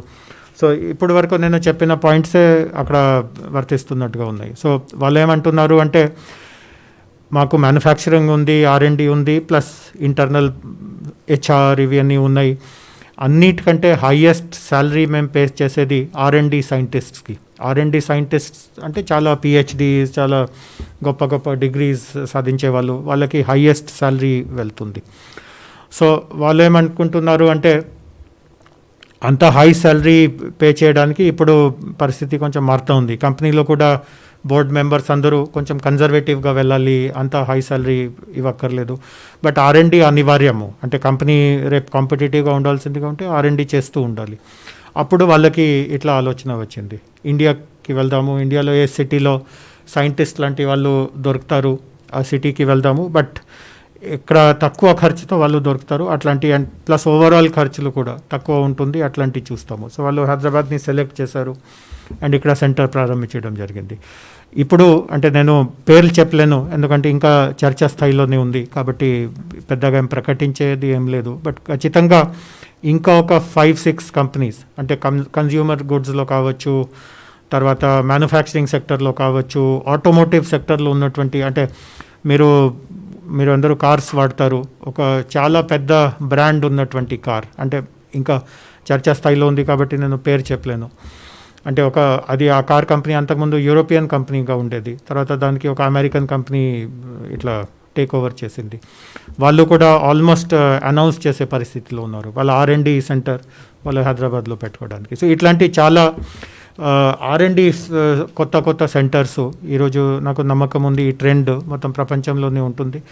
R&Dలో ఖర్చు వాళ్ళకి యూఎస్లో చేయడంతో, యూకేలో చేయడంలో చాలా ఇది ఉంటుంది. బట్ ఇండియాలో ఏమాత్రం కూడా డైల్యూషన్ లేకుండా, కాంప్రమైజ్ లేకుండా, టాలెంట్కి రాజీ పడకుండా వాళ్ళు తక్కువ కాస్ట్తో చేయగలుగుతారు. సో అది ఒకటి ఖచ్చితంగా వస్తుంది. సో IT కంపెనీస్లో, ఈ IT సర్వీసెస్ కంపెనీలో ఏదైనా రియల్ ఎస్టేట్లో కొద్దిగా ఏదైనా ఎక్స్పాన్షన్ లేకపోవడం, లేకపోతే కొంత స్పేస్ వాళ్ళు కన్జర్వేటివ్గా వాడుకోవడం, అన్ని లోటు ఈ R&D కంపెనీస్ వల్ల మనము బోధించుకోవచ్చు అని నాకు అనిపిస్తూ ఉంది. బట్ ఇట్లాంటి బ్యాలెన్స్ రావడానికి సంవత్సరంన్నర 2 సంవత్సరాల వరకు పడవచ్చు. ఇంకొక ట్రెండ్ ఏం చూస్తున్నాము అంటే, IT కంపెనీస్లో కూడా కొన్ని పెద్ద కంపెనీస్ ఉంటాయి, మనకు గ్లోబల్ కంపెనీస్ ఉంటాయి, భారతదేశంలోనే చాలా పెద్ద సర్వీసెస్ కంపెనీస్ ఉంటాయి. బట్ IT సెక్టర్లో ఎక్కువగా మనకు mid size and small companies కూడా ఉంటాయి. అండ్ హైదరాబాద్లో ఇట్లాంటి కంపెనీస్ సంఖ్య చాలా ఉంది. అంటే మొత్తం హైదరాబాద్లో ఉన్నటువంటి 1400 పైన ఉన్నటువంటి IT కంపెనీస్ పరిస్థితి చూస్తే ఒక 231 కంపెనీస్ తప్ప మిగతా అన్నీ ఈ small and mid level category కింద వస్తాయి. సో వాళ్ళలో కొంతమంది పరిస్థితి ఇప్పుడు ఈ కోవిడ్, ఈ పాండమిక్ ఇట్లాంటివి రావడం వలన, అంటే కొంతమంది పరిస్థితి ఎట్లా ఉండింది అంటే, వాళ్ళు కొన్ని సెక్టర్స్కి మాత్రమే ఎన్నో సంవత్సరాలుగా ఆ సెక్టర్స్కి స్పెషలైజేషన్ వాళ్ళకి వచ్చేసింది. అండ్ ఆ సెక్టర్లోనే కోవిడ్ ప్రభావం చాలా నెగిటివ్గా వస్తూ ఉంటే వాళ్ళకి కూడా వాళ్ళ ఫ్యూచర్ కొంచెం ఇట్లా డౌట్ఫుల్గా అయిపోయింది. సో కొంతమంది వాళ్ళు ఇట్లా కాస్ట్ అవి అన్నీ తగ్గించే ప్రయత్నంలో చిన్న సెంటర్స్కి కూడా వెళ్ళడానికి విల్లింగ్నెస్ చూపిస్తున్నారు. అంటే మేము వారంగల్ నుంచి వర్క్ చేస్తాము, కరీంనగర్ నుంచి వర్క్ చేస్తాము, ఆర్ హైదరాబాద్లోనే ఈ గచ్చిబౌలి లేకుండా మీరు అక్కడ కోంపల్లి వైపు మాకు అవకాశం ఇస్తే, ఆర్ లుక్ ఈస్ట్, మీకు ఐడియా ఉంది కదా, అంటే గ్రిడ్ అంటారు దాన్ని, లుక్ ఈస్ట్ కాదు. సో గ్రిడ్ పాలసీ కింద మీరు వేరే ఎక్కడైనా లెస్ కాస్ట్లీ ఏరియాలో అవకాశం ఇస్తే అక్కడికి వెళ్దాము. సో ఇట్లాంటివి కూడా జరుగుతూ ఉంది. సో సైబరాబాద్ ఏరియాలో ఉన్నటువంటి ఈ mid scale companies and small companies ఎన్నో ఉన్నాయో అందులో కొద్దిగా ఇటువైపు ప్రయాణం జరగవచ్చు. అంటే వాళ్ళు అక్కడ నుంచి ఖాళీ చేసి, లీజ్ అగ్రిమెంట్ ఏదో ఒక సమయం వరకు ఉంటుంది, అంతవరకే టర్మినేట్ చేసి ఎక్స్టెండ్ చేయకుండా వేరేగా వెళ్ళడం, ఇట్లాంటి కొంతవరకు జరిగే అవకాశం ఉంది. బట్ వెంటనే అంత పెద్ద స్థాయిలో దాంట్లో కూడా ఇప్పుడు ఏమి యాక్షన్గా కనిపించట్లేదు, బట్ ఆలోచన అట్లా డెవలప్ అవుతుంది అండ్ ఫ్యూచర్లో ఎట్లా అవుతుందో అనే తెలుసుకోవాలి. తర్వాత ఇంకొకటి ఐటీ రంగంలో ఏం చూస్తున్నాము అంటే మనందరికీ తెలుసు స్టార్టప్స్ అంటారు. స్టార్టప్ కేంద్రంగా కూడా హైదరాబాద్ తయారవుతూ ఉంది, ఇది కూడా మన అందరికీ తెలుసు. సో స్టార్టప్ యాక్టివిటీ భవిష్యత్తులో హైదరాబాద్లో పెరిగే అవకాశం ఉంది. ఎందుకంటే అన్నిటికంటే అంటే పెద్ద కంపెనీస్కి కూడా నష్టాలు కొంతవరకు జరిగినాయి, మిడ్ స్కేల్ వాళ్ళకి కూడా జరిగినాయి. బట్ స్టార్టప్స్కి కొంతమంది స్టార్టప్స్కి పూర్తిగా వాళ్ళ బిజినెసే నష్టమయ్యే, మొత్తం వాళ్ళు మూతపడే పరిస్థితిలో కూడా కొంతమంది ఉన్నారు. అండ్ ఆఫ్కోర్స్ స్టార్టప్లో ఒక ప్రత్యేకత ఏముంది అంటే వాళ్ళు ఎంతైనా పరిస్థితి పాడైనా వాళ్ళు తెలివితో మళ్ళీ ఒక వేరే లైన్కి వెళ్ళిపోతారు, డైవర్ట్ అయిపోతారు, ఇది క్లోజ్ చేసేసి ఇంకొక రంగానికి వెళ్తారు, అట్లాంటివి జరుగుతూ ఉంటాయి. బట్ ఈరోజు వాళ్ళు కూడా రాబోయే రోజులో కాస్ట్ సేవింగ్ కోసం వాళ్ళు ప్రయత్నం చేస్తారు. కొత్త రంగాన్ని అన్వేషించిన ఏ సిటీ నుంచి ఏ ప్రాంతం నుంచి వాళ్ళకి తక్కువ ఖర్చుతో పని జరుగుతుందో అది వాళ్ళు ప్రయత్నం చేస్తారు. బట్ స్టార్టప్స్కి కూడా ఈ కార్పొరేట్స్తో పరిచయం అవ్వడం, ఇన్వెస్టర్స్తో పరిచయం అవ్వడం అవన్నీ చాలా ఇంపార్టెంట్ ఉంది. సో అన్ని కోణాల నుంచి చూస్తే వాళ్ళు కూడా హైదరాబాద్కే ప్రిఫరెన్స్ ఇవ్వచ్చు అట్లా అనిపిస్తూ ఉంది. సో స్టార్టప్ యాక్టివిటీ రాను హైదరాబాద్లో ఇంకా పెరుగుతుంది. ఇతర ప్రాంతాల నుంచి కూడా బెంగళూరు ముఖ్యంగా, తర్వాత బాంబే, గుడ్గాం ఇట్లాంటి ప్రాంతాల నుంచి కూడా స్టార్టప్స్ ఎక్కువగా రాబోయే రోజుల్లో హైదరాబాద్కి రావచ్చు ఇట్లా అనిపిస్తూ ఉంది. సో ఇది ఐటీ సెక్టర్లో జరుగుతున్న ఈ మార్పులు చేర్పులు అనేది. సో మొత్తం మీద నేను చెప్పేది ఏముంది అంటే ఇండస్ట్రీ రంగంలో మరియు ఐటీ రంగంలో కోవిడ్ సమస్య వచ్చిన పరిస్థితి అంత విషాదకరంగా లేదు. అంటే ఒక రకంగా చెప్తే ఇండస్ట్రీ రంగంలో మంచిగా అభివృద్ధియే జరుగుతుంది. ఐటీ సెక్టర్లో కూడా కొన్ని చిన్న నెగటివ్స్ ఉన్నా మొత్తానికి మనకు పాజిటివ్ ఫలితమే ఉంటుంది. ఏదైనా చిన్న ఎక్స్పాన్షన్ లేకపోవడం, లీజ్ రిన్యూవల్ కాకపోవడం అవన్నీ ఉంటే కూడా తాత్కాలికమైన ఇది పరిస్థితి అండ్ సబ్స్టిట్యూట్స్ వచ్చేస్తాయి. సో సపోజ్ ఎవరో R&D కంపెనీ ముందుకి వస్తూ ఉంటే వాళ్ళు మొదటి రోజు నుంచి అందరూ ఇంటి నుంచి పని చేయాలి అట్లాంటి నిర్ణయం అసలు తీసుకోరు. వాళ్ళకి ఖచ్చితంగా ఆఫీస్ ఉండాలి, ఆఫీస్లో స్టాఫ్ ఉండాలి, కొంత వాళ్ళలో సమన్వయం వచ్చాకనే సరే మీరు ఇంటి నుంచి పని చేయవచ్చు ఇట్లాంటివి ఉంటుంది. సో ఓవరాల్గా పరిస్థితి ఆప్టిమిస్టిక్గానే ఉంది. అండ్ ప్రభుత్వ తరఫున కూడా మేము ప్రతి ఆపర్చునిటీని సొంతం చేయడానికి మేము కృషి చేస్తున్నాము. సో అండ్ మీకు కూడా అంటే మీరు రియల్ ఎస్టేట్ రంగంలో ఉన్న మీకు ఇండస్ట్రీతో కూడా ఖచ్చితంగా పరిచయం ఉంటుంది, మీకు నెట్వర్క్స్ ఉంటాయి. సో ఎక్కడైనా మీ దృష్టిలో ఏదైనా కొత్త అవకాశాలు కానీ కొత్త లీడ్స్ కానీ ఏదైనా వస్తూ ఉంటే మీరు మాకు తెలియపరుస్తూ ఉండండి. మేము గత 6 మాసాల నుంచి ఇట్లాంటి చాలా తెలివిగా మేము మూవ్ అవుతున్నాము. ఎక్కడైనా చిన్న కూడా సంకేతం వచ్చినా దట్ ఏదో ఒక కంపెనీ చూస్తూ ఉంది, భారతదేశం వైపు వాళ్ళలో ఇంట్రెస్ట్ ఉంది, నిమిషానికి మేము ఇట్లాంటి వచ్చినా ఇమీడియట్గా వాళ్ళని ఎట్లా అప్రోచ్ అవ్వచ్చు, ఎవరో వాళ్ళ వైపు మమ్మల్ని తీసుకువెళ్తారు, వాళ్ళని కాంటాక్ట్ చేయడం, ఫోన్లో మాట్లాడడం, మెయిల్స్ పంపడం. మా దగ్గర ఒక పెద్ద టీం ఉంటుంది, అంటే సెక్టర్స్ అంటారు, టీం మెంబర్స్ని అలర్ట్ చేయడం. మినిస్టర్ గారు స్వయంగా ఈ ఇష్యూ మీద చాలా అలర్ట్గా ఉంటారు. ప్రతిరోజైనా బిజినెస్ పేపర్స్ చూసి ఎక్కడైనా ఏదైనా అనౌన్స్మెంట్ వచ్చిందో, ఒక కంపెనీ ఏదో ఆలోచిస్తూ ఉంది, సౌత్కి వెళ్ళాలి ప్రయత్నంలో ఉందో, వెంటనే ఆయన అందరికీ అలర్ట్ చేస్తారు. ఆ న్యూస్ క్లిప్పింగ్ పిక్చర్ తీసుకొని అందరికీ పంపిస్తారు. 3-4 డేస్ తర్వాత మానిటర్ చేస్తారు ఆ కంపెనీలో ఎవరితో కాంటాక్ట్ అయ్యారు, నేను ఏమైనా మాట్లాడాలా. సో అందరి కృషి అందరి ప్రయత్నాలు ఆ దిశలోనే జరుగుతూ ఉంది. దట్ హైదరాబాద్లో గత 6 ఇయర్స్గా జరిగే అభివృద్ధిలో కొద్దిగా కూడా బ్రేక్ రావద్దు అండ్ భవిష్యత్ ఇట్లే ఉంటుంది అని నేను నమ్ముతున్నాను. Thank you, sir. Thank you very much. It's a wonderful insight from you, sir. What's happening in Hyderabad, and for the past 5-6 years, we can say you are the instrumental in bringing this change in the state, we can say. Thank you, sir. Thank you being with us today. And now it's open for all the members to have a question and answer session, please. Sir, first I am Rajeshwar. Sir thank you sir. మీరు ఇండైరెక్ట్గా కూడా మాకు బాగా help చేశారు TS iPASS నుంచి. TS iPASS industry వస్తే real estate పెరుగుద్ది. Not only that sir, TS iPASS policy బాగుండి అదే మేము అడాప్ట్ చేసి ఇప్పుడు టీఎస్ బి పాస్ తీసుకొచ్చాం. దీనికి ఎందుకు అంటే టీఎస్ ఐపాస్ సక్సెస్నే టీఎస్ బి పాస్కి వచ్చేసింది. మొత్తం మేము ఈఎండ్ఐని ఎంగేజ్ చేసి ఆల్ ఇండియా సర్వే చేస్తే మన టీఎస్ఐ పాసే బాగుంది సార్. సరే అంటే మొత్తం అదే తీసుకోలేదు, బట్ ఇంకా బయట కూడా ఎక్కడెక్కడ ఏమేమి మంచిగా ఉన్నాయో అవన్నీ టీఎస్బి పాస్లో ఇంప్లిమెంట్ చేయించి సజెషన్ ఇచ్చి గవర్నమెంట్కు సో టీఎస్బి పాస్ తెచ్చుకునేందుకు ప్రయత్నం చేసినాం సార్. అది సక్సెస్ అయింది. అది అందులో మీరే మొదటి పాత్ర టీఎస్ఐ పాస్ను సో ఇండైరెక్ట్గా మీరు హెల్ప్ చేసినారు సార్. మీరు ఇంతకుముందు చెప్పినారు షామీర్పేట్ సార్, మీకు ఒక ఇండస్ట్రీ వచ్చినప్పుడు ఆ చుట్టుపక్కల ల్యాండ్ యూజ్ ప్రాబ్లమ్స్ వస్తున్నాయి sir. Shamirpet total agri zone, ఇప్పుడు డెవలప్మెంట్కి ఛాన్సే లేదు, అన్నీ ఇల్లీగల్ లేఅవుట్సే.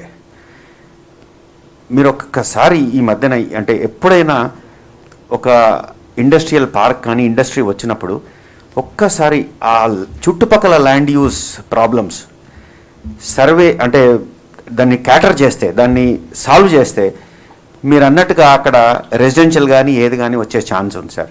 అదొక్కసారి నెక్స్ట్ టైం ఎప్పుడన్నా ఈ పార్క్స్ వస్తున్నాయి కదా, ఇండస్ట్రియల్ పార్క్స్ వస్తున్నాయి కదా, ఆ చుట్టుపక్కల ల్యాండ్ యూజ్ను ఒక్కసారి దృష్టిలో పెట్టుకొని అది చేస్తే మంచిది సార్.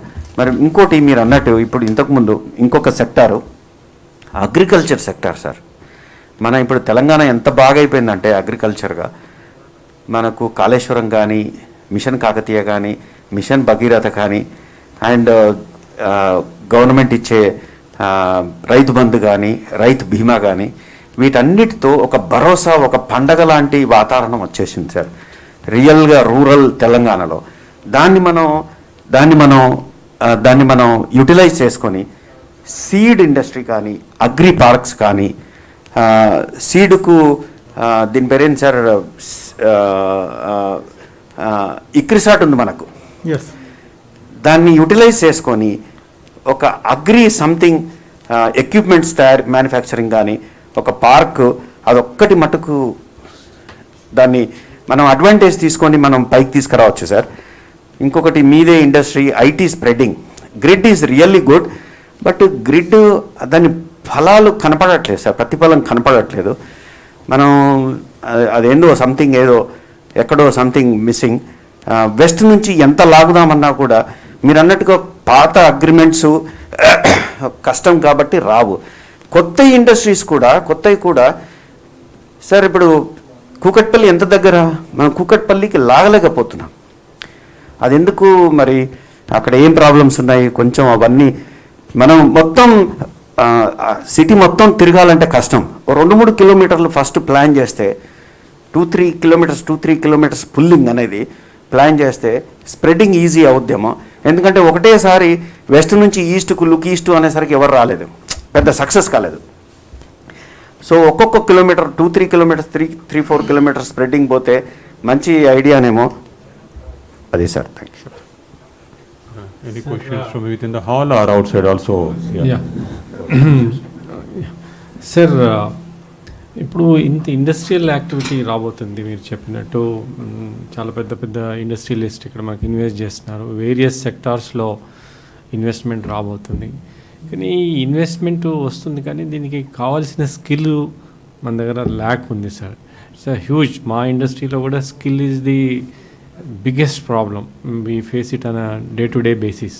ఇప్పుడు ఫార్మా కానివ్వండి ఆర్ వేరియస్ మెడికల్ ఎక్విప్మెంట్స్ కానివ్వండి, ఇప్పుడు ఇంతకుముందు ఏంటంటే ఐటీఐలో లేకుంటే ఇంకేదో ఇన్స్టిట్యూట్స్ ఉండేవి ట్రైన్ చేసేవి. ఈ మధ్యన students not even joining into that. So ఈ వర్క్ ఫోర్సు మనం ట్రైన్ చేయాలి కదండి సార్. ఇప్పుడు వాటి కోసం ఈ sector wise already there are so many institutions ఉన్నాయి చాలా ఏళ్ళ నుంచి, కానీ but they are not up to the mark.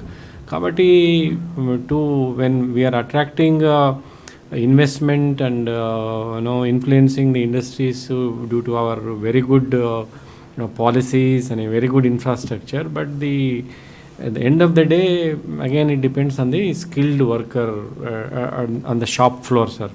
వాటి గురించి కొంచెము సీరియస్ దృష్టి పెట్టాలి సార్, ఎందుకంటే మనకు మొదటి నుంచి ఇండస్ట్రియల్ క్లైమేట్ లేదు మన దగ్గర, వెనకటి నుంచి except the public sector industries తప్ప. సో వాటిని కొంచెం కాన్సన్ట్రేట్ చేస్తే బాగుంటుంది సార్. అదొకటి. ఇందాక మా కొలీగ్ చెప్పినప్పుడు agriculture is very heartening to know that 50% of the paddy is supplied by this small state to the entire country. ప్రొక్యూర్మెంట్లో ఎంటైర్ కంట్రీలో మొత్తం ప్యాడీ ప్రొక్యూర్మెంట్ ఎంత అయిందో ఓన్లీ తెలంగాణ నుంచి 50% అయింది. సో ఇప్పుడు అగ్రిబేస్డ్ ఇండస్ట్రీస్, తర్వాత ఫుడ్ ప్రాసెసింగ్కి కూడా అట్లాంటిది ఏదైనా ఒక పార్క్ పెడితే బాగుంటుంది సార్. ఇప్పుడు ఇన్ని సెక్టార్స్కి మీరు ఇండస్ట్రియల్ పార్క్స్ పెడుతున్నారు కాబట్టి ఫుడ్ ప్రాసెసింగ్ కూడా ఒక పార్క్ ఇయర్ మార్క్ చేస్తే బాగుంటుందో, any location which ever you feel the most feasible అనేది. So but the most important thing is sir to develop the skill, ఎందుకంటే skill is the become very crucial in all these sectors.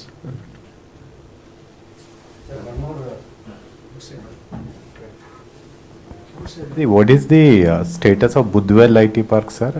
As my colleague was saying that if you can go few kilometers, because it's situated strategically in a good location between the airport and the financial district. You can share. I'll explain. At the end, I'll explain. మొన్న ఒక central government survey sir, beautiful survey. మన independence వచ్చినప్పుడు agriculture in the GDP was 54%, and 74% of aviation is agriculture.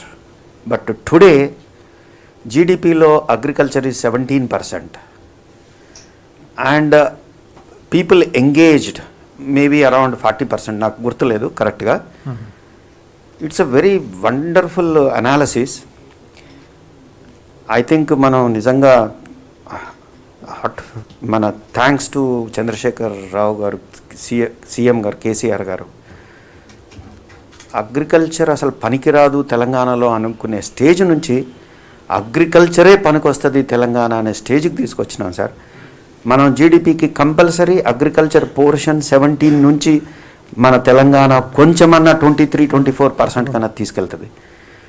So దీన్ని అగ్రికల్చర్ను ఎలా ఇంకా అంటే ఎంత scope ఉందంటే ఎక్స్పెక్ట్ చేయలేదు ఎవరు అగ్రికల్చరు తెలంగాణలో ఇంత బాగుంటుందని. సో కొంచెం concentration on agriculture, investments, pulling investments on agriculture, pulling investments for equipment, pulling investments for seed. Sir మొత్తం Telangana seed the best seed in entire world.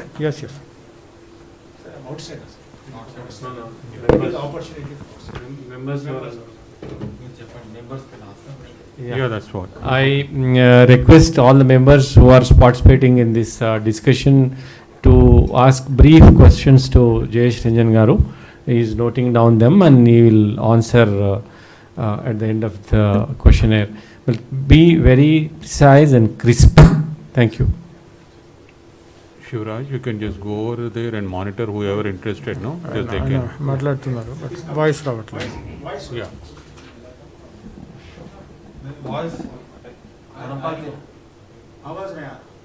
That one of the speak. Ashok, we can't hear you. No, I think it is not connected to this. No, he is not unmuted. Yes, I will get more. Yes, unmuted. నేను close చేసేసా.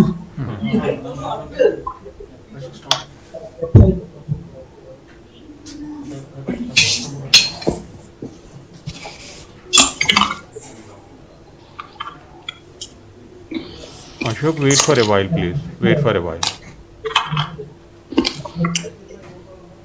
Unmute me.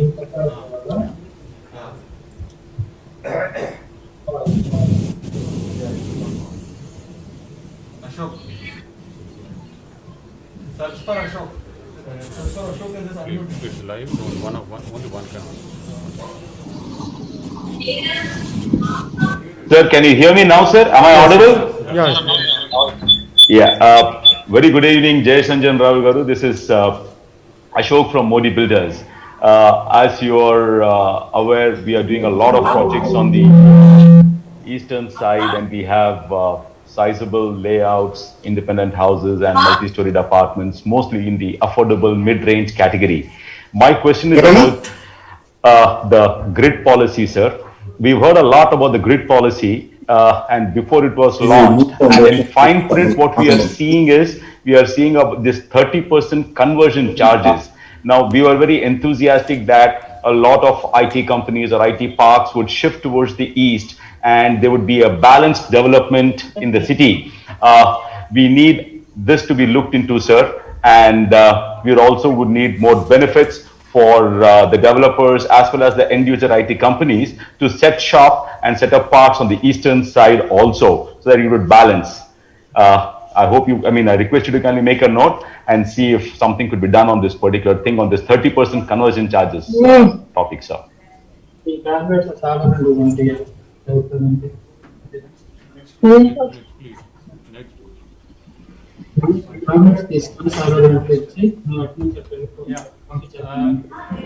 Any questions can be asked now? Sir, Anyone? good evening, sir. Sir, am I audible? ఎక్కడ కొనుక్కో దాంట్లో ఉంది మెడికల్లో కొనాలంటే Sir, Yeah, go ahead. Please go ahead. yeah. Sir, good evening. I am Manoj Agarwal from DSL Infra. Sir, first of all, I would like to tell you that we are lucky to have such a dynamic and positive principal secretary. And we are blessed. Telangana is blessed, in fact. Sir, my humble suggestion, my humble request is the grid policy, as Ashok ji was telling, there is a 30% of the charges to be paid from industrial to IT park conversion. Earlier, there were no charges, sir. So that is a big impediment. Apart from that, if such charges are laid also, I would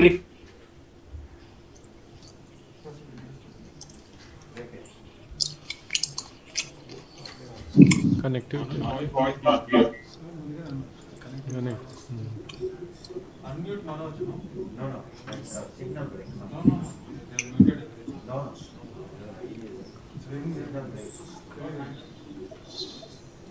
Sir, the call dropped. Yeah, go ahead. Go ahead.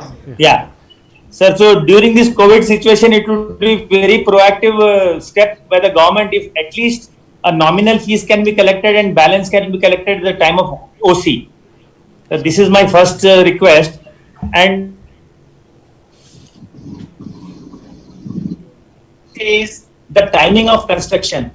Sir, as you know, IT in the East is difficult to market right now, and the cash flows would hamper if we have such a condition. So it should be simultaneous, sir, because with the other activity permitted, we can generate cash flows and complete the IT building also. So these are my requests, sir. Kindly please The activity have should your be simultaneous, sir, both and processing and not processing. Thank you, sir. Anyone is there? Good evening, sir. Piyush here from Salarpuria Group. Can you all hear me? Yes, go ahead. Go ahead. Sir, any policy you all are planning to take out for the data centers, sir? If private party planning to build data centers, specifically when it comes to parking requirement, because if it is stated as ITS building, we have 66% car parking requirement, while a data center hardly sits around 10 to 15 people in the whole, around a 3 lakh capacity. So, and they do not require car parking. So anything you all are planning to do for that, sir? Yeah. Piyush, sir is making a note of all that and request all the members to come with their questions. Sir will try to answer each and every one later on. Request anyone can come out with your questions, please. If they wanted chatting also, let them chat question, raise the question in chat. Yeah, that's what. Parking issue, sir. Even for warehouses and You can. Mic this. Sir, for warehouses and for industries, sir, they have made 33% as parking. That is huge, sir. That is one thing, sir. Second thing, there is 10% open space for the warehouse and also industries, sir. So actually this tot lot should be only in where the buildings, where children are there or where industry, where IT parks are there. We should insist to that extent, sir. Hello. Sir, I am Ramchandra Reddy. Hello. వినపడుతుందా? Please go head. వినిపిస్తుంది రామచందర్, చెప్పండి. Okay okay okay ఒకటి sir, ఇప్పుడు యాక్చువల్గా ఏమవుతుందంటే ఇప్పుడు మీరు long IT and industry department కలిసి ఉండడము, దాంతో చాలా వరకు ఒకవేళ మీరు ఇంతకుముందు చెప్పినట్టు ఐటీ ఏదైనా ప్రాబ్లం ఉంటే ఇండస్ట్రీస్ కు కన్వర్ట్ చేస్తున్నారు కాబట్టి that is a good thing. And last 2-3 years నుంచి కూడా మిగతా అదర్ సిటీస్ అదర్ దెన్ అంటే ఇప్పుడు మన తెలంగాణ కాకుండా అదర్ సిటీస్ మొత్తం టోటల్ ఏదైతే ప్రాబ్లం అంటే మార్కెట్ బాగలేదు రియల్ ఎస్టేట్, బట్ హైదరాబాద్ లో ఉండడానికి రీజన్ ఏంటంటే స్ట్రాంగ్ గవర్నమెంట్ అండ్ మీలాంటి మీ కృషి కూడా చాలా ఉంది అందులో. దట్ ఈస్ థ్యాంక్స్ ఫర్ మీకు థ్యాంక్స్ చెప్తున్నా సార్. నేను ఇంకొకటి ఏంటంటే ఇప్పుడు మీరు ఐటీ ఏదైతే ఉందో ఎంత డెవలపర్స్ వచ్చినా గానీ ఎవరు వచ్చినా గానీ అంటే మేము ఇండివిజువల్ గా డెవలప్ చేసినప్పుడు ఆ మూవ్మెంట్ రాదు సార్. ఎందుకంటే ఇప్పుడు మాదాపూర్ ఎందుకు మూవ్మెంట్ వచ్చింది, మాదాపూర్ లో మీరు కొంత ల్యాండ్ అలాట్ చేసి కంపెనీస్ చేసినప్పుడు దాంతో పాటు మిగతా డెవలప్మెంట్ కూడా వచ్చింది. మా డెవలపర్స్ డెవలప్ చేసినా లేకపోతే కోకాపేట దాని continuation and financial district continuation law develop అయింది. కాబట్టి మీ అలాట్మెంట్ ఇప్పుడు ఆదిపట్ల అట్లే ఇప్పుడు మూవ్మెంట్ వస్తున్నది. ఇప్పుడు ఇంతకు ముందు మా ఫ్రెండ్ అడిగినట్టు బుద్వెల్ ఐటీ పార్క్ కూడా లాంగ్ పెండింగ్ ఉన్నది. అది కూడా దాన్ని కూడా ఇప్పుడు మీరు స్టార్ట్ చేస్తే దాని సౌత్ సైడ్ కూడా మూవ్మెంట్ వస్తుంది. అదర్ దెన్ ఈస్ట్ కాకుండా సౌత్. అట్లనే కొంపెల్లి సైడ్ కూడా ఒక ల్యాండ్ మీరు ఐడెంటిఫై చేసి ఒక 50 ఎకరాలు 100 ఎకరాలు అలాట్ చేసి మీరు కంపెనీస్ అలాట్ చేసినప్పుడు ఆటోమేటిక్ గా డెవలప్మెంట్ వస్తుంది. అక్కడ మా ఇన్ఫ్రాస్ట్రక్చర్ మేము కూడా స్టార్ట్ చేయగలుగుతాం.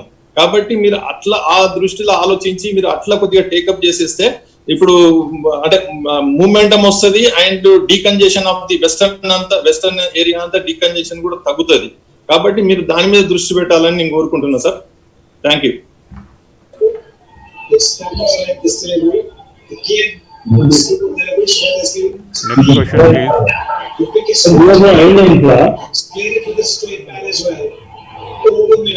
Can you hear that? Yeah, go ahead. Please go ahead. You know, but we have heard this newspaper advertisement of central government that logistic park Hyderabad is also identified one of the hubs. Government has any idea which are the likely locations, please? Sridhar కొంచెం resound వస్తుంది, voice adjustment చేస్తాం.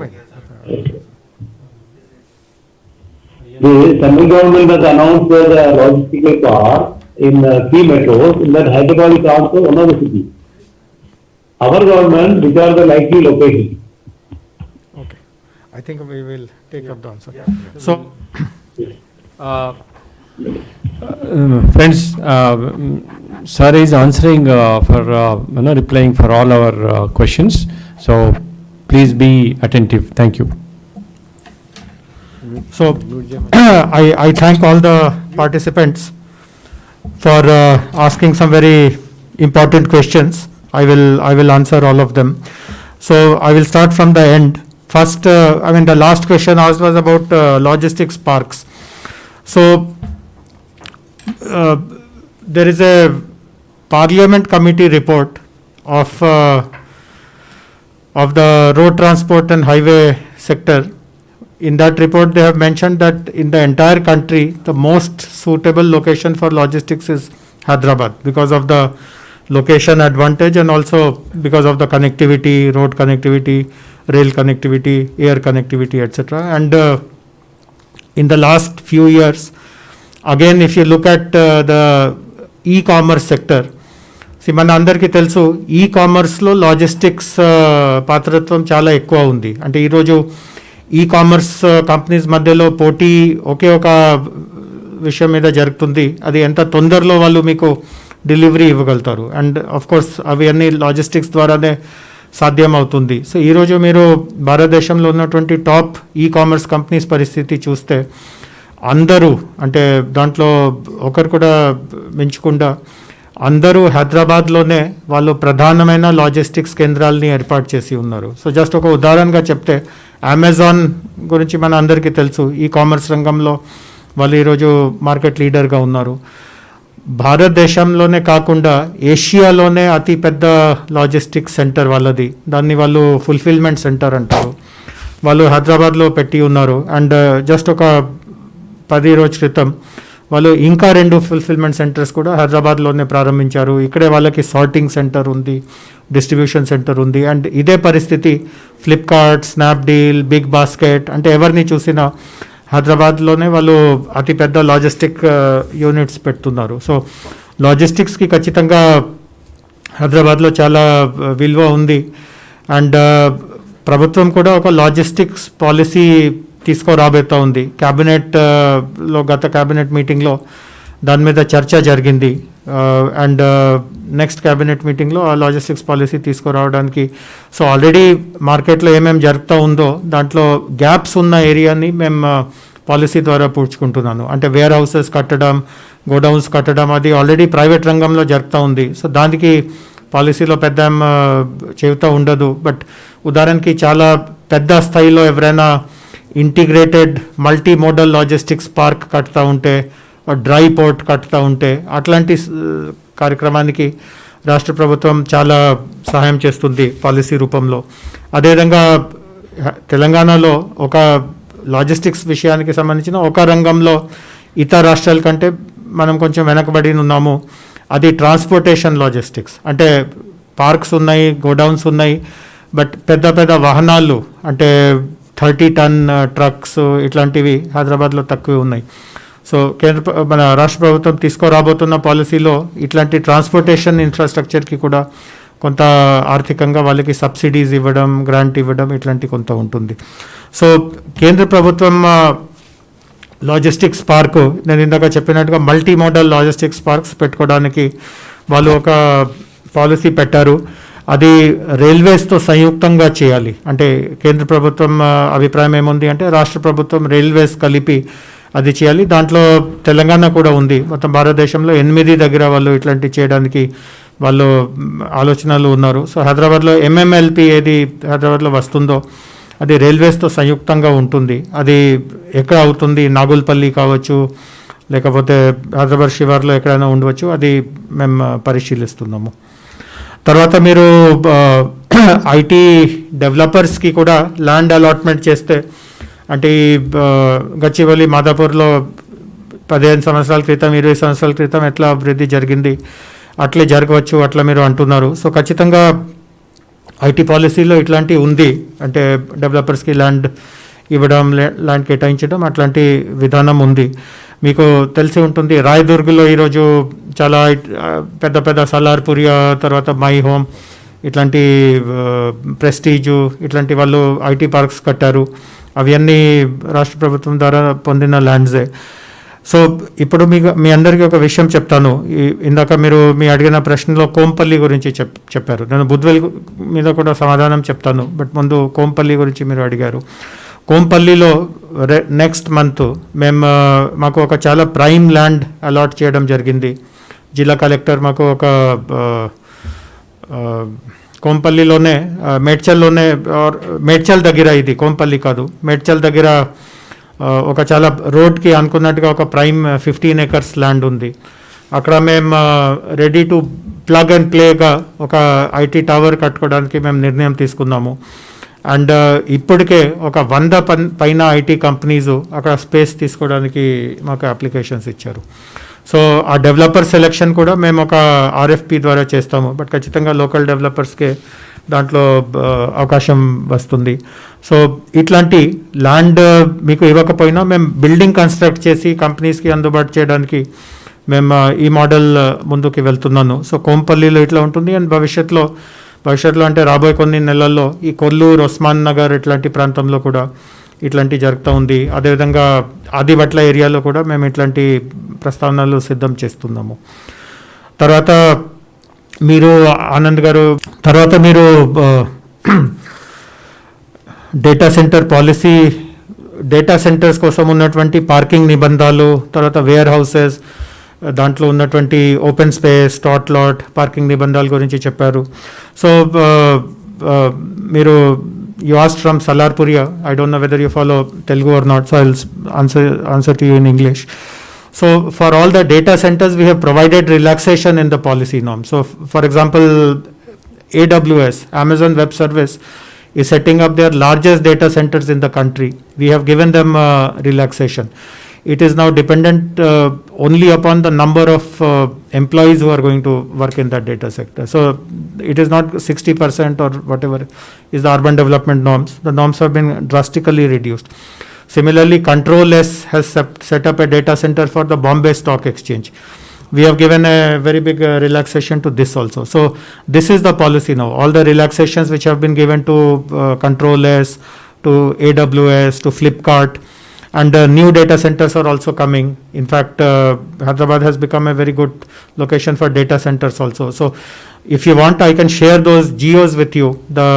Maybe I'll give it to Credai and you can pass it on to your members. So the Control S geo, the Amazon geo, so all those relaxations are now the standard relaxations for data centers. So that is one thing. And warehouses lo kuda parking gani, tot lot, open space gani, ఒక సామాన్య ఇండస్ట్రీతో కానీ IT పార్క్తో కానీ సమానంగా అడుగుతారు. అదే మీరు నా దృష్టికి తీసుకువచ్చారు. నేను అర్బన్ డెవలప్మెంట్ వాళ్ళతో మాట్లాడి దీన్ని కూడా సవరించుకోవడానికి నేను చర్య తీసుకుంటాను. అదేవిధంగా మీరు గ్రిడ్ పాలసీ గురించి చెప్పారు. దాంట్లో కన్వర్షన్ ఛార్జెస్ గురించి మీలో కొంతమంది కన్వర్షన్ ఛార్జెస్ తగ్గించమని, కొంతమంది ఒకవేళ తీసుకుంటా ఉన్నా కూడా ఒకేసారి తీసుకోకుండా క్రమంగా కంతులుగా అండ్ ఓసీ ఇచ్చేటప్పుడు ఎక్కువ వసూలు చేయడం అట్లాంటివి అడిగారు. సో నేను రెండు విషయాలు మీకు చెప్తాను. ఈ ఇష్యూ మీద చాలా చర్చ జరిగింది. అంటే కన్వర్షన్ ఛార్జ్, హెచ్ఎండిఏలో కన్వర్షన్ ఛార్జ్ లేదు, బట్ టీఎస్ఐఐసిలో ఉంది. అంటే టీఎస్ఐఐసిలో మీరు మీ ఇండస్ట్రియల్ ప్లాట్ని వేరే యాక్టివిటీగా వాడుతూ ఉంటే అక్కడ కన్వర్షన్ ఛార్జ్ ఉంది. అండ్ ఇప్పుడు గ్రిడ్లో మేము ఎంత పెట్టామో దానికంటే చాలా ఎక్కువగా ఉంది అన్నమాట.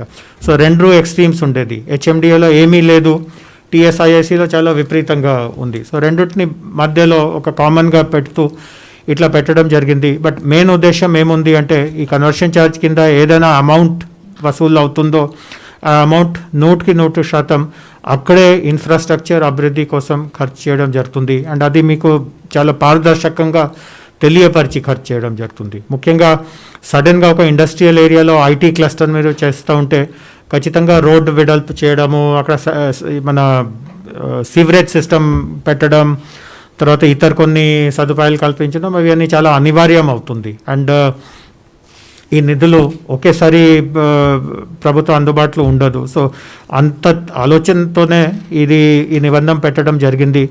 దట్ ఆ డబ్బు అక్కడే ఇన్ఫ్రాస్ట్రక్చర్ అభివృద్ధికి ఖర్చు అవుతుంది. ఆ విషయం కూడా మీకు తెలియపరచడం జరుగుతుంది. ఏ డెవలపర్ నుంచి ఎంత డబ్బు ఖర్చు తీసుకోవడం జరిగింది, అది ఎట్లా ఖర్చు చేస్తున్నారు, అక్కడ ఒక ఐలా లాంటి ఒక వ్యవస్థ ఏర్పాటు చేయడం జరుగుతుంది. దాంట్లో మీరు కూడా ఉంటారు. సో పారదర్శకంగా ఉంటుంది. బట్ ఉన్న పరిస్థితిలో ముందుగా కొంత తీసుకోవడం, ఓసీ ఇచ్చే సమయంలో మరికొంత తీసుకోవడం, అది ఖచ్చితంగా మేము అట్లా ఆలోచించుకోవచ్చు. దాంట్లో తప్పు ఏం లేదు. నేను ఆంతరికంగా దీని గురించి మాట్లాడి మీకు తెలియపరుస్తాను. అండ్ అదేవిధంగా మీరు చెప్పారు ఐటీ అండ్ రెసిడెన్షియల్ సైమల్టేనియస్గా చేయాలి. అది మేము అట్లాంటి వెసులుబాట్లు ఇచ్చేయడానికి మేము సిద్ధంగా ఉన్నాము. ఆ నిబంధన కూడా పెట్టుకోవడానికి ఒకే ఒక రీజన్ ఉంది. అంటే నేను పేరు చెప్పను, బహుశా వాళ్ళు క్రెడైలో మెంబర్గా కూడా ఉండవచ్చు. బట్ ఒక చాలా ప్రముఖమైన real estate company IT tower, అంటే ఐటీ అభివృద్ధి పేరు మీద ఒక ఐటీ పార్క్ కోసం ల్యాండ్ తీసుకునింది. వాళ్ళు అక్కడ రెసిడెన్షియల్ చాలా మంచిగా చాలా వేగంగా కంప్లీట్ చేశారు. బట్ ఐటీ కొద్దిగా కూడా అంటే నామాత్రంగా కొంతవరకు అభివృద్ధి చేశారు. సో ఇట్లాంటి పాత అనుభవాలు బట్టి మళ్ళా విచ్చలవిడిగా ఏదైనా చేయవచ్చు. అట్లాంటి అనుమతి ఇస్తే అన్ని హౌసింగ్ కమర్షియల్ వచ్చేస్తుంది, ఐటీ అసలు రాదు. సో ఏ ప్రయోజనం కోసం ఈ పాలసీ తీసుకురావడం జరిగింది, ఆ పాలసీ పూర్తిగా విఫలం అయిపోతుంది. ప్రభుత్వం మీద అందరూ రేపు బురద జల్లిస్తారు అట్లాంటి ఒక భయంతో. ఎందుకంటే ఇట్లాంటి ఒక హైదరాబాద్లో చాలా పెద్ద ఒక ఎగ్జాంపుల్ ఉంది. అంటే పేరు చెప్పకపోయినా చాలామంది అర్థం చేయగలుగుతారు ఎవరి గురించి చెప్తున్నాను. బట్ అట్లాంటి ఉదాహరణ వల్లనే ఇది తీసుకురావడం జరిగింది. సో అట్లాంటి ప్రభుత్వకి కూడా చెడ్డ పేరు రావద్దు. అట్లా జాగ్రత్తలు తీసుకుంటే ఏ రూపంలో రెండు అభివృద్ధి ఒకేసారి చేయవచ్చు, మీరే కొన్ని సూత్రాలు కొన్ని మార్గదర్శకాలు చెప్పగలితే దాని గురించి మేము ఆలోచించి ముందుకి వెళ్దాము అనేది. తర్వాత కొన్ని క్వశ్చన్స్ స్టార్టింగ్లో ఉన్నటువంటి కొన్ని క్వశ్చన్స్ ఇండస్ట్రీస్ గురించి ఉండేది. ముఖ్యంగా ఇక్కడ అగ్రికల్చర్ ఇండస్ట్రీస్కి చాలా అవకాశం ఉంటుంది, మంచిగా పనికి వస్తాయి. సీడ్ ఇండస్ట్రీ కావచ్చు, ఫుడ్ ప్రాసెసింగ్, అగ్రి ప్రాసెసింగ్ అవన్నీ ఖచ్చితంగా ఉంది. అంటే నేను మీకు ఒకటి ఆత్మనిర్భర్ ఇట్లాంటి కార్యక్రమాల గురించి చెప్పాను. సో కాబట్టి ఫుడ్ ప్రాసెసింగ్ టాపిక్ని కవర్ చేయలేకపోయాను.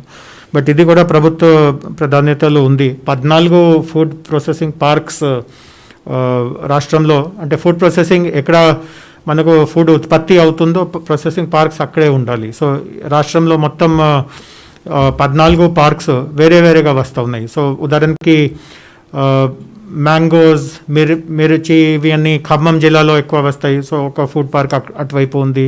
పసుపు అవన్నీ నిజామాబాద్లో వస్తుంది, ఒక ఫుడ్ పార్క్ అటువైపు ఉంది. మహబూబ్ నగర్లో కొన్ని పార్క్స్ ఉన్నాయి, హైదరాబాద్ శివార్లో కొన్ని ఉన్నాయి. సో విస్తృతంగా ఇట్లాంటి 14 ఫుడ్ పార్క్స్ వస్తూ ఉంది. అది ఈ అనౌన్స్మెంట్ కూడా మీరు తొందరలో వింటారు అనేది.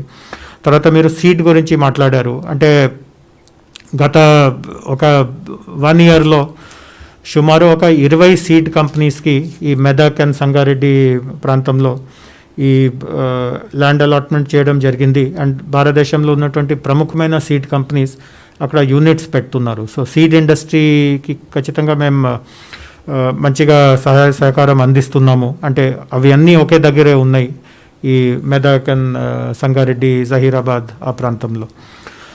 సో ఖచ్చితంగా ఈ అగ్రికల్చర్, ఫుడ్ ప్రాసెసింగ్ అవన్నీ మీరు చెప్పింది అది వాస్తవమే. అండ్ ప్రభుత్వ దృష్టితో కూడా దానికి ముందుకు తీసుకువెళ్ళాలి, ఇంకా అభివృద్ధి చేయించాలి. అదే మా ఆలోచన కూడా అట్లే ఉంది. స్కిల్స్ గురించి మీరు చాలా ముఖ్యమైన విషయం చెప్పారు. రాబోయే రోజులో ఎన్నైనా మంచి పాలసీస్ ఉందా అంటే ఆ కంపెనీస్కి ఇక్కడ కావాల్సిన పని చేసే వాళ్ళు దొరకపోతూ ఉంటే వాళ్ళు ఖచ్చితంగా ఇతర రాష్ట్రాలకి, ఇతర ప్రాంతానికి ఖచ్చితంగా వాళ్ళు వెళ్ళిపోతారు. సో స్కిల్ గ్యాప్ మీరు చెప్పిన పాయింట్, ఇది ఖచ్చితంగా ప్రభుత్వం దీనికి తగిన ప్రాధాన్యత ఇవ్వాలి. ప్రస్తుతానికి ఒక సంస్థ నడుస్తూ ఉంది, Telangana academy for skills and knowledge, task అనే ఒక సంస్థ ఉంది. బట్ టాస్క్ యాక్టివిటీస్ని ఇంకా విస్తృతం చేయాలి, ప్లస్ అన్ని సెక్టార్స్కి సంబంధించిన స్కిల్ కార్యక్రమాలు అందులోకి తీసుకురావాలి. సో మీరు ఇచ్చిన సూచన చాలా ఇంపార్టెంట్ ఉంది.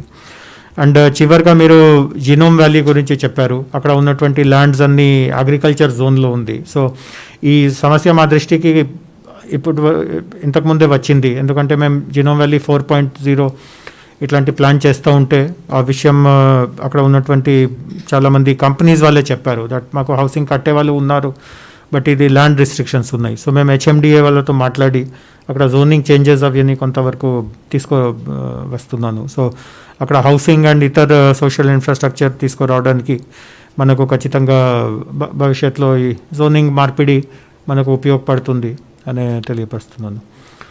సో మరి ఒకసారి మీ అందరితో ఈరోజు ఈ రూపంలో ఇంటరాక్షన్ చేయడం నాకు చాలా సంతృప్తికరంగా ఉంది. ఏదైనా వేరే క్వశ్చన్స్ నేను గమనించాను, చాట్స్లో కూడా కొన్ని క్వశ్చన్స్ వస్తున్నాయి. నేను రాజశేఖర్ గారికి ఆ క్వశ్చన్స్ నాకు పంపిస్తే నేను మెయిల్ ద్వారా కానీ మెసేజ్ ద్వారా కానీ మీకు సమాధానం ఇవ్వగలను. So one last question from a young member. Yeah, sure. So one last question. There are a lot of drivers of growth that you had mentioned throughout for Telangana and through various programs and initiatives that you have taken. So we are always competing against cities like Bangalore and Pune. Among all of them, one piece that is missing in our economy is the student economy. We do not have institutions which bring students from other cities into our town. Whereas in Bangalore and Pune and certain other cities in India, there's a huge influx of students, and these students become part of the skilled workforce, and then later they become a big generator of revenue in the economy also. So if we could do something to attract students to our city, it is a long-term project, but I think we will benefit on multiple fronts. Absolutely. No, you're very right. In fact, if you look at the proposed city of Amravati, of course, I don't know what is the fate of that city, but this is the model they followed. The first decision they took was to allot land to universities. So all these Vellore, VIT, SRM, and some 8 to 10 universities. So it's a very good point. In fact, in the US also, lots of towns have developed because of the university. University రావడంతో ఒకేసారి 10,000 మంది students వచ్చేస్తారు. So we have to think of it. We are slightly behind in this race because our Private Universities Act, etc., came only recently. But now we will catch up. I mean, I'm involved in this university business also. So we have given sanction to few good private universities also, and let us hope that their example is emulated by others. But very good point. Very good point.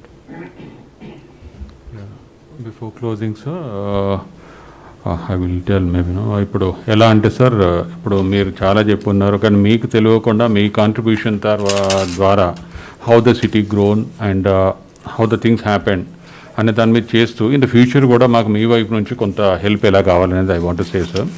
ఇప్పుడు రెగ్యులర్గా మీకు తెలిసిందే western part చాలా develop అయింది. ఆ time లోపలే మనం అనుకున్నాము ఆ లుక్ ఈస్ట్ పాలసీ అనేది మీరు తీసుకున్న ఇనిషియేటివ్ అని అప్పుడు మినిస్టర్ గారు మీరు అందరు కలిసి తీసుకున్నారన్న తర్వాత ప్రాపర్టీ షో ఒకటి అరేంజ్ చేశాము. సో ఇక్కడ ఏమవుతుందంటే కొన్ని ఇష్యూస్ వస్తున్నాయి సార్. అక్కడ లుక్ ఈస్ట్ పాలసీ అనేది అక్కడ ఆగిపోయింది. మళ్ళీ తర్వాత ఫర్దర్ డెవలప్మెంట్ అనేది లేకుండా మేబీ అక్కడ ఎవరైనా ముందుకు వెళ్ళాలంటే ఇన్సెంటివ్స్ కావాలనే దాని మీద ఉంది. అక్కడ దట్ పార్ట్ను మాకు ప్రాపర్గా కమ్యూనికేట్ కావట్లేదు. అంటే what is going to happen, what the benefits we are going to get అనేది. అటువంటిది అది క్లియర్ కట్గా ఒక builder who is interested to come over there వాళ్ళకి ఆ బెనిఫిట్స్ ఏంటనేది రీచ్ కావడం ఒకటి. అదొకటి వస్తే సార్ అదే సార్. అందుకోసము మనకి ఉప్పల్ సైడ్ వైపు డెవలప్మెంట్ కావడానికి అది ఉంది సార్. సో అదొక పార్ట్. మీరు ఇంకొకటి కూడా సార్, ఇప్పుడు మీరు చెప్పినప్పుడు there is a gap as a builders we don't know where we have to invest అనేది. ఇప్పుడు మీరు మీ వైపు నుంచి మీరు అన్నారు కదా సార్, ఎక్కడైనా ఇన్ఫర్మేషన్ మాతో షేర్ చేసుకుంటే వీఆర్ రెడీ. ఎందుకంటే సిటీ స్టేట్ గ్రోత్కి we want be a contribution and we want be a part of that. మీ వైపు నుంచి గైడెన్స్ ఉండి this the thing is going to happen అంటే ఆ ఫీడ్బ్యాక్ ప్రకారం we want to invest over there and come out with a better infrastructure. So no, I'll be more than willing to involve. You think about the mechanism. అంటే మీరు ప్రతి 3 మాసాలకి ఏమైనా వచ్చి ఎక్కడెక్కడ industries వస్తూ ఉన్నాయి ఆ వివరాలు తీసుకోగలుగుతారా? లేకపోతే ఏదైనా మీ ఆఫీస్కి ఏదైనా మెయిల్ ఐడి ఉంది, ఏదైనా కొత్త ఇన్వెస్ట్మెంట్ రాగానే అక్కడ మెయిన్ కోఆర్డినేటర్తో మీకు పరిచయం చేయడం, ఏదైనా సిస్టమ్ వర్కౌట్ చేయగలిగితే దాన్ని పాటిస్తాం.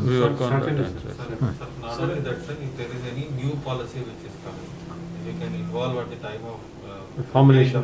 Yes, surely. తప్పకుండా. ఇప్పుడు అర్బన్ డెవలప్మెంట్ డిపార్ట్మెంట్లో ఒక ఇంపార్టెంట్ పాలసీ వస్తూ ఉంది, టౌన్షిప్ పాలసీ అనేది.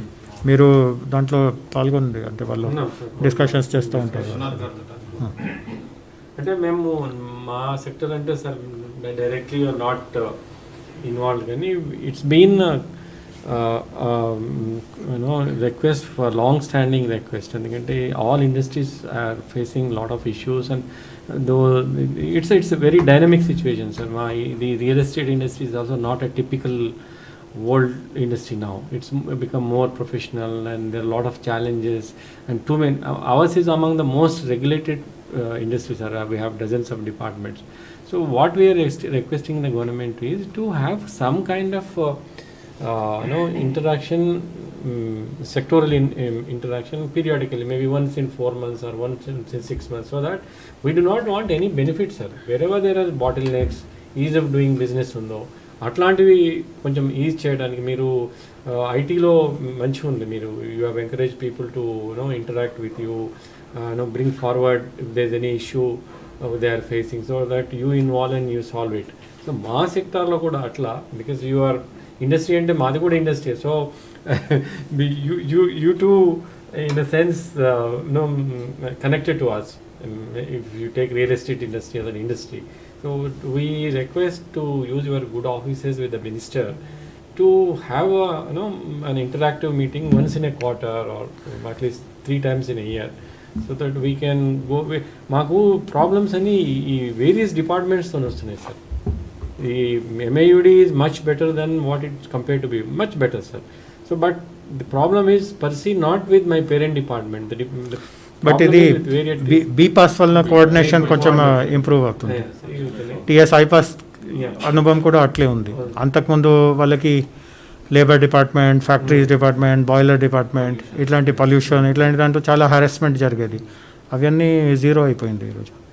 సో అట్లాంటిది ఒక ఐ సజెస్ట్ మన urban development secretary and minister ఇద్దరికి నేను ఒక నోట్ పంపిస్తాను. It solves lots of problems sir at your level, minister level, సరే సెక్రటరీ లెవెల్. సో ఎట్లా థ్యాంక్ చేస్తారో ఎట్లా చేయాలి.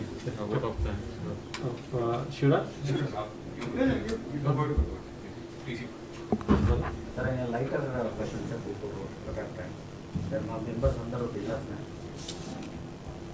Now you know the gap between developing and developed. So ఇప్పుడు ఒక 4-5 ఇయర్స్లో మాకు మంచి రిటర్న్స్ వచ్చే డెవలప్మెంట్ ఏరియా ఒకటి. అదే ఈ అంటే నేను 3 ఏరియాస్ గురించి చెప్పగలను. ఒకటి చందన్ వెల్లి అని ఉంది కదా, షాబాద్ రోడ్, అది చాలా ప్రామినెంట్ అయిపోతుంది. అక్కడ వస్తున్నటువంటి ఇండస్ట్రీస్ అది వరల్డ్ క్లాస్ వాళ్ళు పని చేయబోతున్నారు. తర్వాత మనకు జడ్చెర్ల నుంచి మహబూబ్ నగర్ వరకు ఉన్నటువంటి బెల్ట్ ఒకటి, అది ఇంపార్టెంట్ అవుతుంది. And third will be this Shamirpet area. Shamirpet నుంచి కోంపల్లి వైపు వెళ్ళే కనెక్టింగ్ ఆ ఏరియా ఇంపార్టెంట్ అవుతుంది. ఈ 3 నాకు అనిపిస్తుంది. Aditya, say what of them.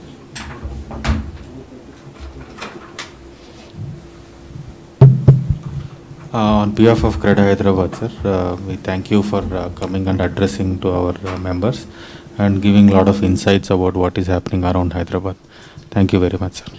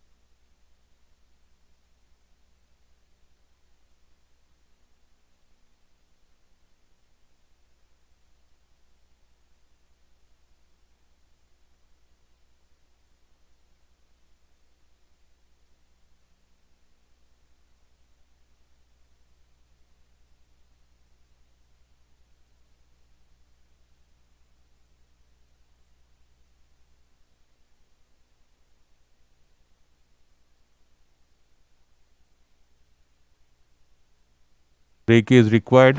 We'll see off, sir, and come back. Thank you. మీరు కంటిన్యూ అవ్వండి. Why delay them? No, they will be there.